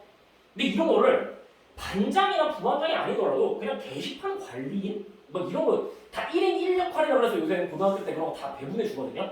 그때 그냥 내가 이 역할로서 애들한테 뭘 해주는 게 좋을까 이런 걸 고민해서 하는 게 이게 리더십 파트에 다 들어가요. 실제로 저기 그 제가 관리하는 친구가 그 이 대치동 이 자사고에 있는 학생인데 얘는 체육부장을 맡았어요. 근데 얘가 장래희망이 그 만능 엔터테이너거든요. 그리고 체육부장이 돼가지고서 얘가 애들한테 진짜 막 그 재밌는 체조 만들고 그리고 막 학교에서 애들끼리 막 무슨 토너먼트 같은 거 그런 거 막 만들어가지고 항상 애들한테 즐거움을 주려고 하는 거 그리고 그걸 담임 선생님이 너무 좋아라 하시거든요. 애들 진짜 프로그램 참여를 열심히 하니까요. 이것도 되게 좋았고 그리고 또 되게 그 전국 단위 자사고 학생 같은 경우에는 그냥 반장이나 그런 거 무엇도 아니었어요. 걔가 수학부장인가 그랬을 건데 얘가 그냥 학교에서 그 애들이 잘 틀리는 문제 유형을 분석을 해가지고서 그거에 대한 그 모의 그 문제 출제 있잖아요. 그거를 해가지고서 걔네 반 애들끼리 걔네 반 학력 프로젝트 이런 걸 했는데 그게 진짜 되게 대학교 갈 때 좀 결정적인 역할을 하기도 했었어요. 이건 어쨌든 간에 내가 리더라는 거는 그러니까 둘이 있을 때도 그러니까 리딩을 할 수 있잖아요. 사회적 관계에서는. 근데 내가 저 사람한테 어떤 가치를 줄까에 대한 고민 그리고 그거를 진짜 활동으로 낸 것 이런 것들을 점수를 주는 거라고 보시면 돼요. 그리고 개인 소양은 이게 진짜 다양하긴 해요. 개인 소양은 막 진짜 뭐 음악적 능력부터 해가지고서 채점되는 게 되게 다양한데 어쨌든 우리 아이가 뭔가 진짜 어떠한 개인적인 역량들 그리고 되게 호감이 가는 그런 것들에서 그냥 좀 약간 채점이 된다고 보시면 되고 봉사활동 같은 경우에는 학교에서 하는 봉사활동 중에 기준을 좀 잡아드리면은 2주에 한 번씩 꾸준히 1시간 이상 3년 동안 봉사하는 게 가장 좋아요. 그래서 매주 하는 것도 좋겠지만 그래도 한 2주에 한 번 못해도 근데 이게 중간기말고사 때는 어차피 안 되거든요. 그러니까 중간고사 기말 한 달 제외 하고 나머지 만약 3년 동안 꾸준히 했다 그러면 여기서 가산점 받을 수 있습니다. 그리고 아까도 말씀드렸지만 이 봉사활동 내용 같은 경우에는 정리를 해서 항상 학기 말에 담임 선생님께 제출을 하면은 보내면 다 들어가요. 그래서 어쨌든 진짜 지금은 축소된 게 좀 너무 많기 때문에 기회가 왔을 때 다 살려야 되거든요. 그때 그 기회가 왔을 때 잘 살리려면은 일단 첫 번째는 이거는 근데 뭐 학생부를 떠나갖고 이게 애들이 이런 거를 생각하면서 살아야지 사실 행복하지 않겠나 저는 생각을 해요. 내가 대체 그냥 맨날 집에서 이렇게 그 주입된 의사 진로도 되게 많거든요. 그러니까 어렸을 때부터 이제 의사 그리고 막 애들이 다 의사, 막 엄마 아빠도 막 의사 하다 보니까 의사가 된 애들도 있어요. 근데 그렇게 해서 그냥 뭐 공부 잘해서 의사 돼서 행복하게 사는 친구들도 많은데, 근데 내가 대체 의사가 내 인생에 무슨 가치를 줘갖고 내가 그래서 의사가 돼서 뭘 하고 싶은지에 대해서 고민을 하고 그걸 활동하는 애들이 훨씬 학생부도 잘 만들고 제가 보기에는 좀 약간 대화할 때 행복도도 좀 높은 것 같아요. 이거를 하려면은 사실 제일 중요한 게 이거는 사실 제가 설명회를 떠나서 그 상담을 하면은 가장 중요하다고 느끼는 건데 집에서 진짜 평소 대화가 잘 되는 게 되게 중요한 것 같아요. 이게 그냥 딱 어머님이랑 애랑 상담 왔는데 막 아들내미들이 좀 약간 이런데 막 엄마가 막 입만 열면은 막 뭐 한마디만 해봐라는 느낌에 막 이렇게 막 그 막 갈등이 막 눈에 느껴지는 경우가 있거든요.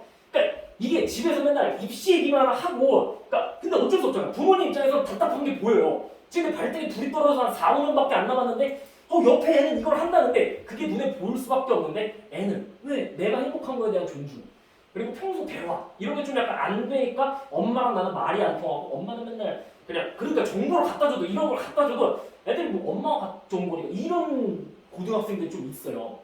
근데 이런 거에 대한 것도 저는 좀 약간 집에서 하는 게 제일 좋다고 보는데 평소에 뭐 너무나도 저보다 더 잘하시고 계시겠죠. 이미 저도 지금 자녀 계획을 내년에 생각하고 있는데 정말 대단하신 것 같아요. 저희 조카를 보면서 제가 조카 2시간 놀아주면은 제가 정말 에너지가 웬만해서 뽑히지 않는 사람인데 와 그 남자애와 2시간을 논다는 게 정말 어마어마한 에너지가 소모가 되더라고요. 근데 진짜 대단하시고 이미 잘하고 계시겠지만 요 진짜 그 아이들이 중학교, 고등학교 갔을 때 좀 이제 머리 컸을 때 요 좀 평소 대화 그러니까 그런 대화를 먼저 시작하는 집들이 되게 이런 것들 학생부에 관련된 거, 애들 진로에 관련된 걸 잘 하시더라고요. 그래서 평소에 좀 그 일상 대화를 많이 하시면서 너는 진짜로 조금 약간 삶에 있어서 좀 약간 추구하는 게 뭔지에 대한 좀 약간 대화를 해서 진로를 정하면은 이게 학생부에서도 좀 많이 유리하기는 해요.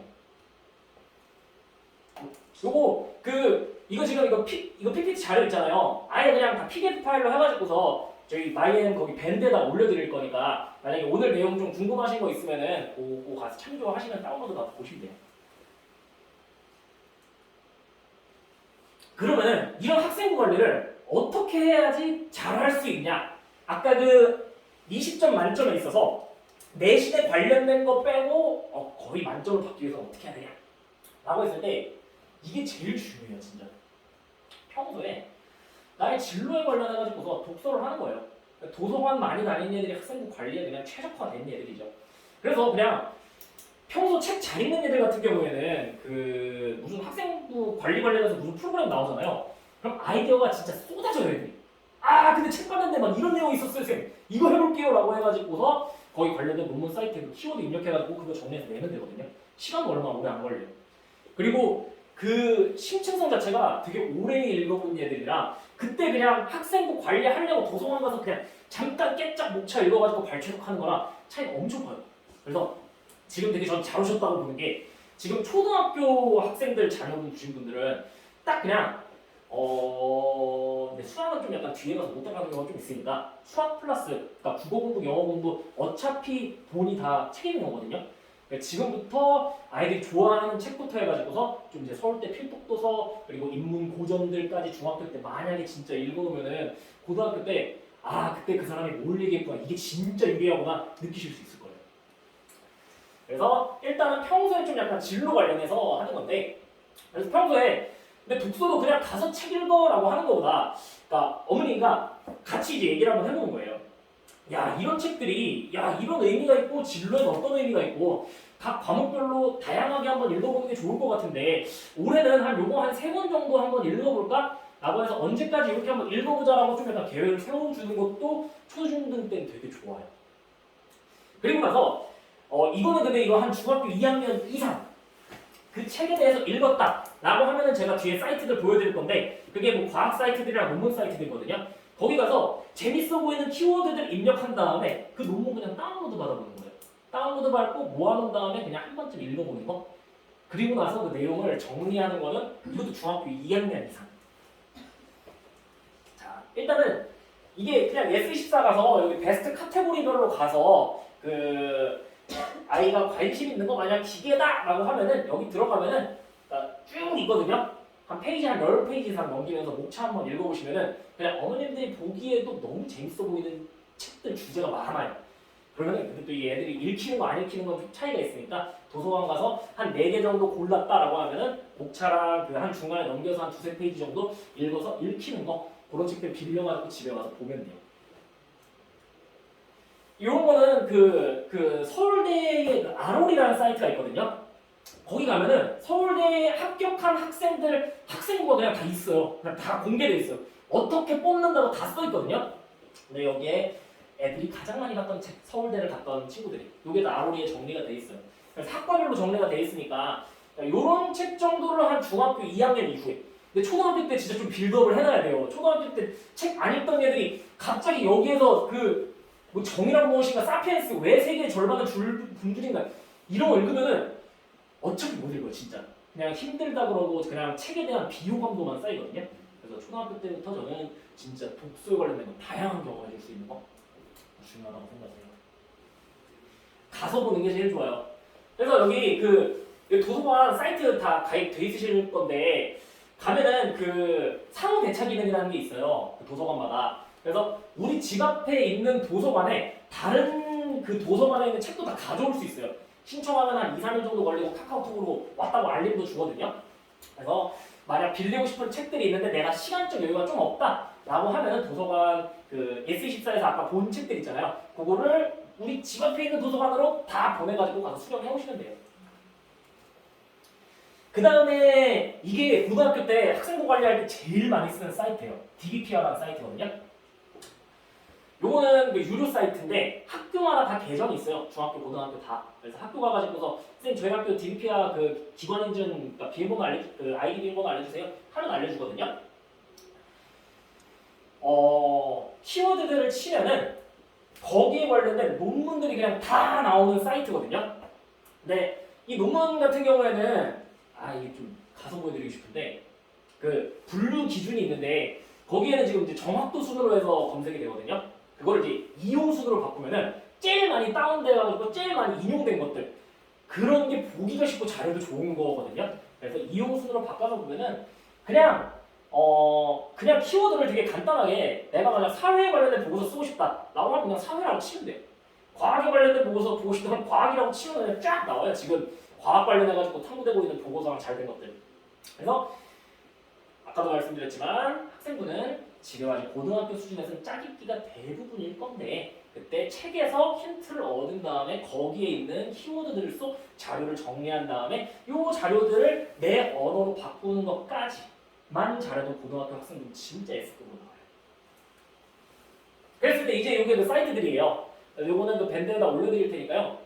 제일 많이 쓰는 게 DBPR 리스 국회도서관 네이버 학술연구 국어학술연구 요게 딱 그 논문 보는 사이트예요.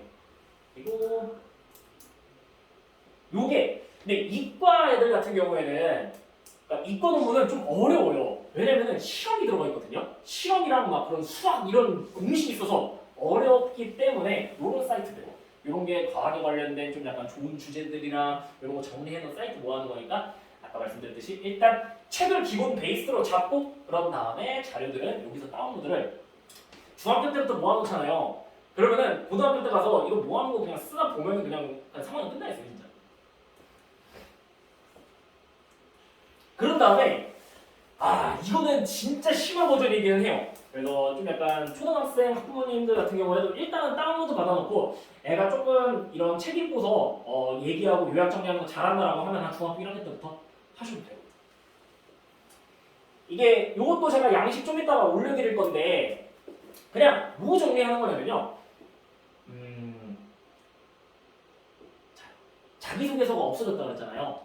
자기소개서에 원래 어떤 내용이 들어가냐면요.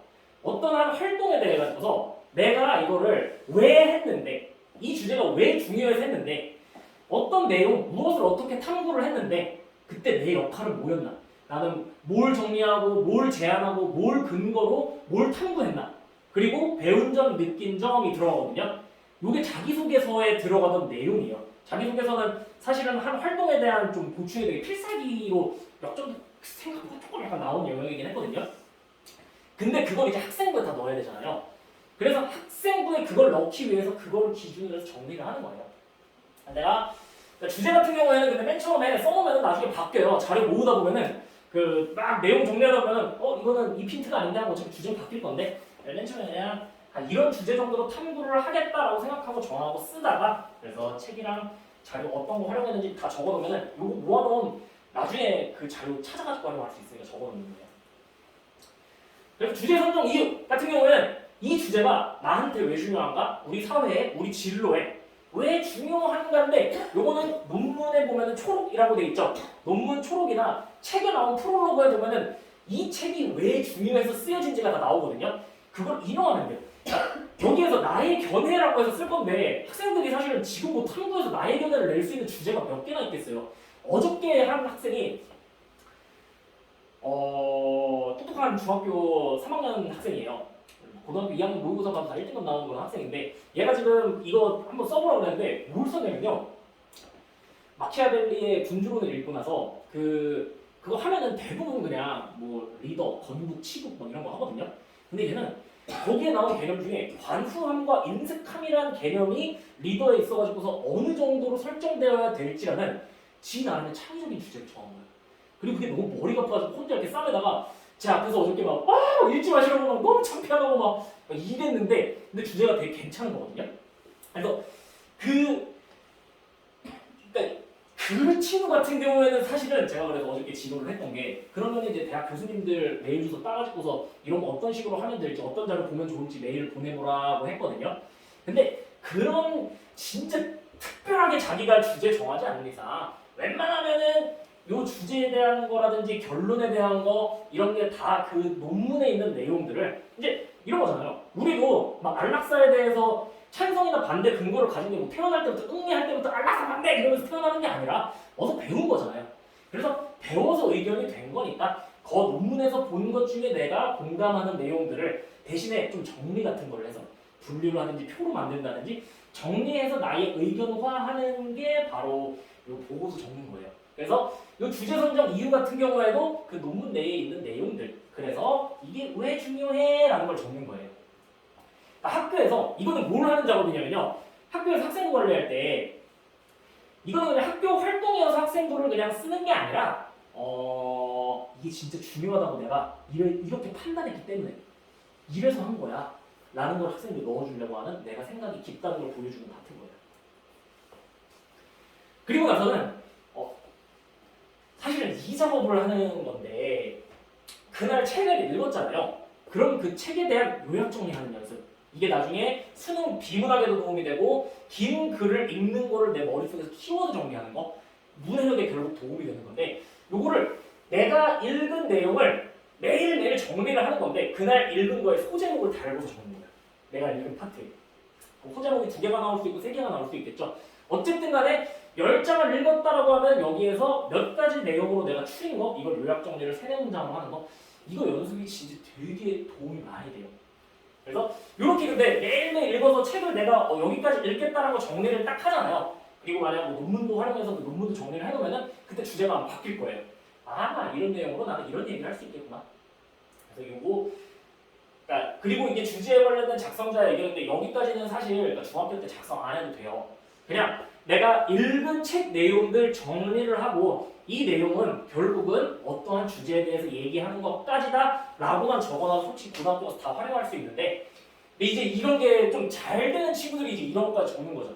이 중에서 만약에 뭐 유전자 가위에 대해서 세대별로 만약에 공부를 읽어봤어요. 근데 이거에 대해서 보완책이 거기 나와 있거든요. 그럼 보완책에 대한 부분을 자기의 의견으로 해서 우리나라에서 앞으로 이런 기술을 개발해야 된다. 왜냐면 이게 부족하니까. 정도 하는 게 나의 견해인 거예요. 그래서 여기 제가 예시 이런 거 넣어놨잖아요. 요거 집에 가서 한번 읽어보시고 아예 진로에 맞게 아 이런 것들을 써보면은 좋겠네. 이런 책 한번 읽어보면 좋겠네 정도 설계해보시면 좋을 것 같아요. 그래서 이건 진짜 좀 약간 고급 버전인데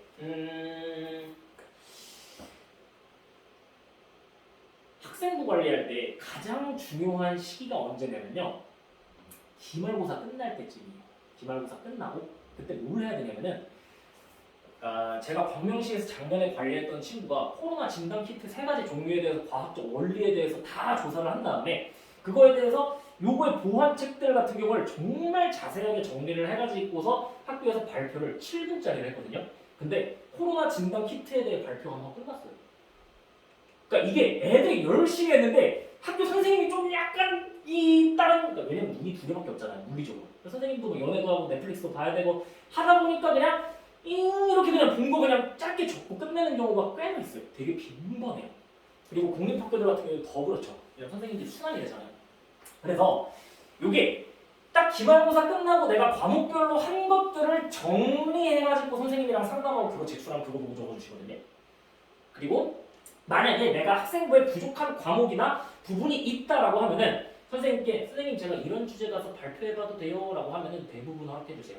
막는 거는 거의 없다고 보시면 돼요. 이제 그런 거를 할 때 이 요약 정리를 해서 내는 게 되게 중요해요. 선생님께. 왜 이거 보고 적어주시니까요. 그래서 이것도 내가 읽은 그런 부분들에 대해서 소주제, 그러니까 목차화하는 거거든요. 그 보고서 쓴 거를 요거 연습 정도 해놓으면은 진짜 근데 이것까지 만약에 중학교 때 다 해본 거잖아요. 근데 이게 자사고 가는 애들은 다 해봐요. 가기 전에 해보면은 고등학교 가서 학생부 관리하는 게 정말 유리하죠. 하는 방법이 다 있다. 그리고 이제 다음 탐구 계획 이런 거는 그러니까 논문 검색해보잖아요. 그러면은 만약 뭐 퀀텀이라는 신소재를 검색하면은 거기에 관련돼서 막 해보고 싶은 논문이 생각보다 많을 거예요. 그럼 그거 그냥 다음번에는 요번에 퀀텀에 좀 약간 그러니까 소재로서의 가능성 이걸 했다고 하면은 다음번에 이제 퀀텀이 변화했을 때 이러한 형태의 뭐 신소재가 가지는 구조적 변화 이런 거를 하겠다라고 그냥 적어놓으면 되는 거예요. 그래서 일단은 지금 초등학생 자녀분들을 가지신 학부모님들은 일단은 진로에 관해서 독서를 하는데 독서에 관련해가지고서 내가 읽은 것 정도는 하루에 정리하는 거 그냥 그 정도만 하시면 돼요. 근데 내가 중학교 2학년인데 특목고까지 생각을 한다라고 하면은 이 보고서 쓰는 것까지 연습해 놓으시면 돼요. 그리고 이게 학생부에 노력하는 거 아이고 이게 다 얘기를 했네요. 그래서 결과물이 나오는 것들은 요약문이랑 목차를 정리하는 게 사실 학생부 관련된 좀 핵심이에요. 근데 이게 학생부에 이렇게 이 목차를 너무 두루뭉술하게 그냥 이렇게 컴팩트하게 써놓잖아요. 그러면은 진짜 이렇게 들어가는데 이렇게 자세하게 내가 썼던 내용을 다 목차화 해놓잖아요. 그럼 여기에 썼던 어려운 단어들과 내가 기울인 노력들 내가 뭘 정리하고 분석했는지 이게 다 들어가요. 그래서 목차에다가 혹은 요약문에다가 내가 학생부에 넣고 싶은 거 거기에 들어가야 될 건 가장 어려운 개념이랑 그리고 나의 노력 이거 두 가지가 중심이 돼서 요약문에 들어가면 돼요. 없나? 시간이 많이 갔네요. 제가 말이 좀 많죠? 지금부터 한 식사하셔야 되니까 한 15분 내에 끝내드릴게요. 그래서 이게 학생부에 들어가야 되는 좀 약간 자기 주도성을 드러내주는 단어들이에요. 그래서 이런 단어들이 들어가기 위해서 내가 보고서를 어떻게 구성해야 될까? 이런 걸 좀 고민하시면 되고요. 거의 끝났어요. 그래서 요게 아까 말씀드렸던 각 과목별로 했던 활동들 같은 경우에는 다 정리해 놓는 건데 요게 한민구 학생 거예요. 파주에 있는 한민구 학생이 그냥 통합과 한 과목에 대해 가지고서 자기 했던 거 정리해서 제출했던 건데 요렇게 자기가 했던 거 이렇게 표로 만들어 가지고서 그 학기말 끝나고 다 상담하면 되고요. 활동 내용이 부족한 거는 주제 정하면 돼요. 그래서 내가 부족했던 거는 원래 내가 읽었던 책이나 논문들에 이런 주제 선생님 발표 한번 해봐도 돼요 라고 하면은 웬만하면 하라고 하거든요. 그리고 이건 기말고사 끝나고 발표하면 돼요. 근데 이게 그러니까 의대 신청하시는 분들이 많아서 그냥 보여드리는 건데 이 의대 간다는 애들이 수학 세특 쓰는 거 보잖아요. 그러면 이 주제 안 하는 애가 없거든요. CT 속 연립 1차 방정식이랑 감염병 통계 모델에다가 미분 방정식 넣는 건데 이거는 그러니까 구글에다가 수학, 의학 치면은 나오는 주제예요. 그래서 다 이거 하는데 이런 게 의대 교수님들이 제일 싫어하는 학생들이에요. 이런 거 하지 말고 각 과목별로 네가 진짜로 한두 개 정도 이런 거 진짜 노잼이라고 판단하기 때문에 과목별로 그냥 한두 개 정도는 진짜 진로랑 내가 엮어서 탐구해보고 싶은 게 있을 수 있잖아요. 의학 관련해서. 그런 건 의학이랑 관련을 짓는데 나머지는 그냥 그 과목의 본질에 관련돼가지고서 탐구하고 싶은 거를 하는 게 아까 그 다각성, 심층성에서 훨씬 좋은 점수를 가지고 있어요. 그리고 동아리는 활동할 때마다 이 활동 일지를 써서 애들 이름별로 내가 기울인 노력 적어주시면 되고요. 그리고 이게 이거 그냥 코로나 시기라서 넣는 건데 그 동아리 활동 안 해요 학교에서. 뭐 코로나 시기가 되면요 선생님들도 그냥 진짜 이런 표현 좀 쓰기 뭐하지만 아유 이게 이거 지금 이런 것까지 해야 되나 이렇게 하시는 분들이 많거든요. 그러면은 이거 원활하지 않다면은 어떻게 운영하면 되냐면요 그냥 네이버나 다음 카페 같은 거 하나 만든 다음에 애들이 그냥 진로 관련해가지고서 보고서 쓰고 거기다 댓글로 토론하는 거 그냥 이 정도만 해도 되냐고 여쭤본 다음에 하면은 이거 학생들 진짜 엄청 이쁘게 들어가거든요. 그래서 동아리 활동이 진행 안 된다 그래서 최상위권 친구들이 동아리 활동 안 하고 선생님 학교에서 안 하는데요? 이렇게 냅두면 안 돼요. 그리고 연계가 가능한 활동이 있으면 활용하기라는 건데 요게 그 광명시에 있는 한 학교에서 그 교수님 초청해가지고 특강한 거거든요. 근데 요게 소감문을 이제 쓰라고 이제 해요. 근데 일반적으로 애들이 소감문을 이렇게 작성해요. 그냥 들었던 내용이 되게 인상 깊더라라고 하는데 이게 그냥 인상 깊다 해서 끝나는 게 아니라 이 내용을 보니까 내 진로랑 관련이 있어서 이거 책도 찾아보고 뭐도 찾아보고 내가 이런 것도 정리해봤다를 소감문에 넣는 거예요.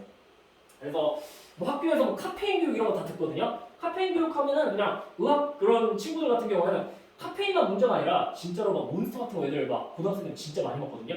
근데 그게 먹다 막 죽은 사람도 막 미국에 있고 그래서 이런 거에 대한 위험성을 분석을 해가지고서 애들한테 매뉴얼을 만드는 게 실제로 하는 학생들이 하는 거예요.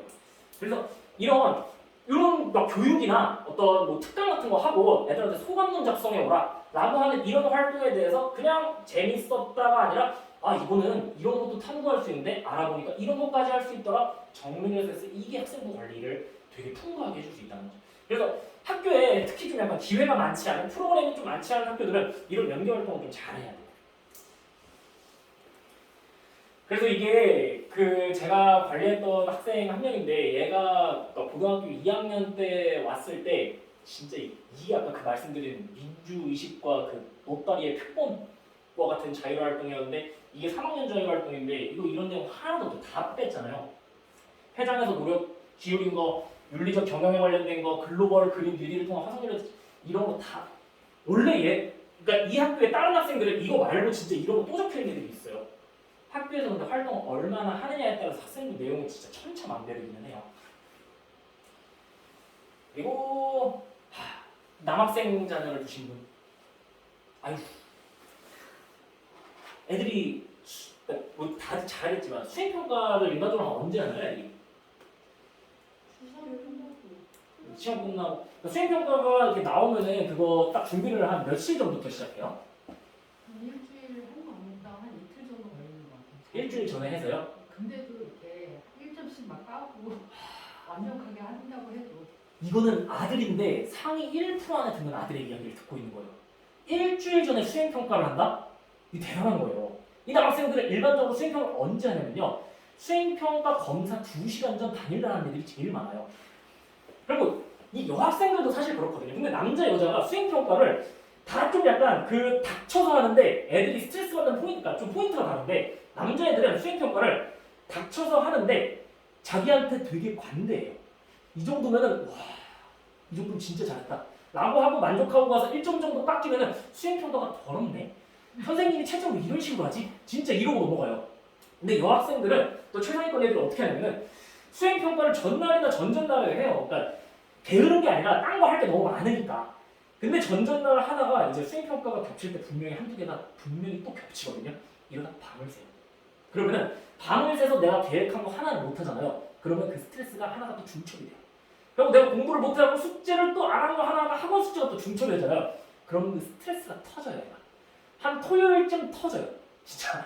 이렇게 됐을 경우에 하루 날리는 경우, 이런 거를 막기 위해 가지고서 수행평가를 미리 하는 거를 습관으로 들여주는 게 되게 좋은데, 그러니까 진짜 잘하고 있는 거예요. 일주일에 전에 하고 있는 친구들은요. 그래서 이 수행평가가 나왔을 때 그 무조건 책이랑 자료를 좀 약간 찾는 거를 해야 되는데, 제가 이거는 제가 관리하는 학생들한테 다 시키는 건데, 이게 활동 노트라고 해서 수행평가가 이날 실행이 되잖아요. 그러면은 이 수행평가를 자기가 스스로 마무리하기로 한 날을 달력에다가 적고 그때까지 마무리하는 습관을 들여주면은, 첫 번째는 일단 수행평가에 대해서 점수를 거의 안 바뀌어요. 왜냐면은 고등학교에 갔을 때는 수행평가 기준 충족지를 다 줘요. 그래서 이때까지 하고 그 기준 충족지랑 채점을 해오는 거죠. 그리고 아까 말씀드렸던 책을 찾고 논문 보고 이런 게 닥쳐서 하면은 쉽잖아요. 그때 가서 제 네이버라도 찾아보면 다행이에요. 근데 만약에 미리 한다라고 하면은 아까 말씀드렸던 책이랑 논문 경우 활용이 다 가능해요. 그래서 수행평가 같은 경우는 요거 좀 꼭 해주시길 바래요. 활동들로. 그래서 아까 주제에 대한 선정은 아까 이 사이트 들어가 보라고 했죠. 아까 거기랑 똑같은 거예요. 아이고 이거는 그냥 뒤에 꿀팁이라고 해서 좀 약간 알려드리려고 해서 하나 넣어놨는데 진짜 간단하게 설명하고 끝낼게요. 이게 거의 마지막이에요. 아까 말씀드렸던 사이트 이외에 그냥 되게 활용하기 좋은 사이트인데, 이거는 K모크라는 사이트거든요. 대학교 강좌를 들을 수 있는 건데 어머님들도 지금 신청해서 들으실 수 있어요. 그러니까 신청하면은 어머님이 듣고 싶은 거를 무료로 들을 수 있는데 대학교 교수님이 과제도 내주고 채점까지 다 해줘요. 그래서 빗불 A 이런 거를 실제로 받을 수 있는 무료 사이트예요. 근데 이거를 이 강좌를 다 보고 있을 수 없어요. 아이들 시간 한정돼 있으니까. 근데 여기가 그러니까 대학 교수님들이 아이들한테 설명하려고 자료를 구성해놔서 자료가 좋은 게 진짜 많아요. 그 자료 어떻게 찾냐면요. 일단 무조건 가입하셔야 되고, 강좌 찾기 들어가면은 분야별 강좌라고 있거든요. 여기 들어가서 개강 상태를, 이게 그냥 개강, 종료, 그리고 종료인데 첨단 가능이라고 있거든요. 이 종료 첨단 가능으로 바꾸면은 이미 이 강의는 이미 마감이 됐는데 우리가 이 자료를 다 볼 수 있는 강의들만 나오거든요. 그때 이 자료를 구하는 방법, 이게 자료가 좋냐 안 좋냐는 어떻게 보시면 되냐면은 여기 그 강의의 이 탭에 이 강의 자료라고 해서 이렇게 PPT 다 올려주는 데가 있거든요. 이 PPT 갖다가 상 받는 애들이 엄청나게 많아요. 이게 재미있는 화학공학이라는 이건데 서울대랑 카이스트랑 포스텍 교수님들이 이게 구성해 놓은 거거든요. 그래서 그냥 이 자료 그대로 써가지고 상 받고 그냥 학생 관리하는 친구들 또 있었다는 거죠. 결국은 진짜 학생들을 잘 구하는 거는 자료를 잘 찾는 거예요. 학생들 잘하는 거는. 그리고 아니면은 강의 자료가 없는 책들 같은 경우에는 여기 강좌에 들어가면 강좌에 이렇게 학습 자료 다운로드를 걸어놓거든요. 그래서 이거 두 개만 확인하시면 돼요. 그러니까 내가 자료를 검색했을 때 좋은 자료를 구할 수 있냐 없냐. 이게 그래서 이게 논어인데, 이것도 한 친구가 이미 대학을 갈 때 되게 잘 써먹은 건데, 이 친구는 코로나 시대에 이 논어가 우리나라 경제정책이랑 걔는 근데 진짜로 저랑 상담을 할 때 코로나가 터지자마자 우리나라에서 설계한 경제 정책이랑 좀 방침에 대해 가지고서 이거는 이렇게 해야 된다라는 생각이 되게 뚜렷한 애였어요. 그러니까 정치 쪽으로 가려고 하는 친구인데, 근데 그거에 대한 근거를 한번 고전해서 찾아보겠다라고 해가지고서 이게 서울대 주거주문학과 교수님이 만든 강좌인데 여기 들어가가지고서 이거 보고 나가지고서 이러한 원리를 담아가지고서 지금 경제정책은 이렇게 해가지고 이런 효과를 누려야 된다, 이런 보고서를 작성해가지고서 이게 대학 갈 때 제일 좀 약간 핵심이었던 활동이 있어요. 그래서 이게 그냥 잘 써진 학생분들인데 이거 그냥 나중에 거기 다운받아서 한번 읽어보세요. 방법이 중요하지 이런 거는 참조만 하시면 돼요. 봉사활동은 아까 말씀드렸듯이 기말고사 끝나고 하면 되고, 그래서 오늘 했던 내용 정리하고 마무리할게요. 학생부는 평가 기준을 아까 제가 말씀드렸잖아요. 거기에 있는 내용들이 다 들어가게 하면 돼요. 그래서 원래는 이제 학생부 할 때 모두 해야 되고 그러니까 카더라는 좀 약간 들리는데 진짜 가산점을 주는 기준이 뭔가 조금 약간 애매했었잖아요. 그래서 아까 그거 자료 올려드리면은 그거 보시고서 그 항목들 넣으시면 돼요. 그리고 학생부 관리의 기본이랑 지금 초중등 입시의 핵심 같은 경우에는 독서예요. 평소에 책을 읽고 이거를 정리하는 거를 습관화하는 게 중요해요. 그리고 책 속에 있는 키워드들은 심화 가능한 자료들, 아까 그 사이트들에서 키워드 검색해가지고서 자료들 정리해 두시면은 고등학교 내내 활용할 수 있을 거예요. 그리고 각 영역별로 정해놓은 주제를 활용해서 요새는 학생부가 좀 글자 수가 많이 줄어들어서 그러니까 예전처럼 특정 부분만 관리하는 게 아니라 전 영역 관리하는 게 정론이에요. 현재 학생 관리. 그리고 결과물이 나오는 활동은 항상 요약정리. 요약정리에는 가장 어려운 개념과 내가 기울인 노력 이 두 가지를 넣어야 된다고 했고요. 기말 전후로 상담을 해가지고서 각 과목 선생님들께 내가 했던 걸 어필하고 혹시나 부족한 과목들 같은 경우에는 기회를 요청하면 돼요. 그리고 모든 활동은 아까 한 번 더 반복되는 건데 정말 기록해놨다가 선생님들이랑 상담하는 게 되게 중요해요. 이게 수능은 한 3개월 한다고 해서 평균 1등급을 올릴 수 있을까요? 쉽지 않아요.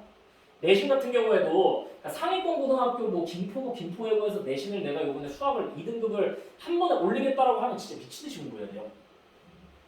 이게 그러니까 좀 직관적이지 않은 분야인데 비교과는 진짜 직관적이거든요. 하면 다 기재돼요. 그리고 애들이 고등학교 1학년 끝나고 2학년 올라가기 전에 관리를 이렇게 열심히 하는 애들이 학생부를 보잖아요. 그러면 자기가 보고 감탄해요. 와, 내가 정말 잘 살았구나. 이러면서 진짜 좀 학교생활 만족도도 좀 올라가거든요. 그래서 이거는 적극성의 영역이에요. 뭔가 어려운 공부를 요하는 게 아니라 진짜 아까 말씀드렸던 것들만 성실하게만 하는 학생부가 되게 잘 나오니까 가능한 관리할 수 있는 건 다 좀 약간 관리를 해주시기를 좀 추천을 드려요. 그래서 저희 원대한 목표는 여기 뒤에 이렇게 각 과목별로 무슨 학습을 해야 되는지 이런 걸 정리를 좀 했었는데 요거는 제가 다음 주 설명회 때 저거는 소개를 하도록 할게요. 시간이 생각보다 많이 흘렀는데 제가 좀 말이 많죠. 그래서 요거 관련해가지고서 제가 밴드에다가 글을 올려드릴 건데 궁금하신 거는 거기 밴드에다가 그 질문 남겨주시면 제가 그건 질의응답 답변도 다 해드릴게요. 그래서 간단하게 질문 한두 개만 하실 거 있으면은 질문 받고 마무리할게요.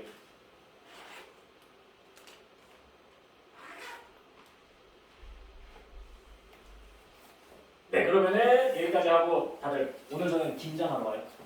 지금 80포기 한다는데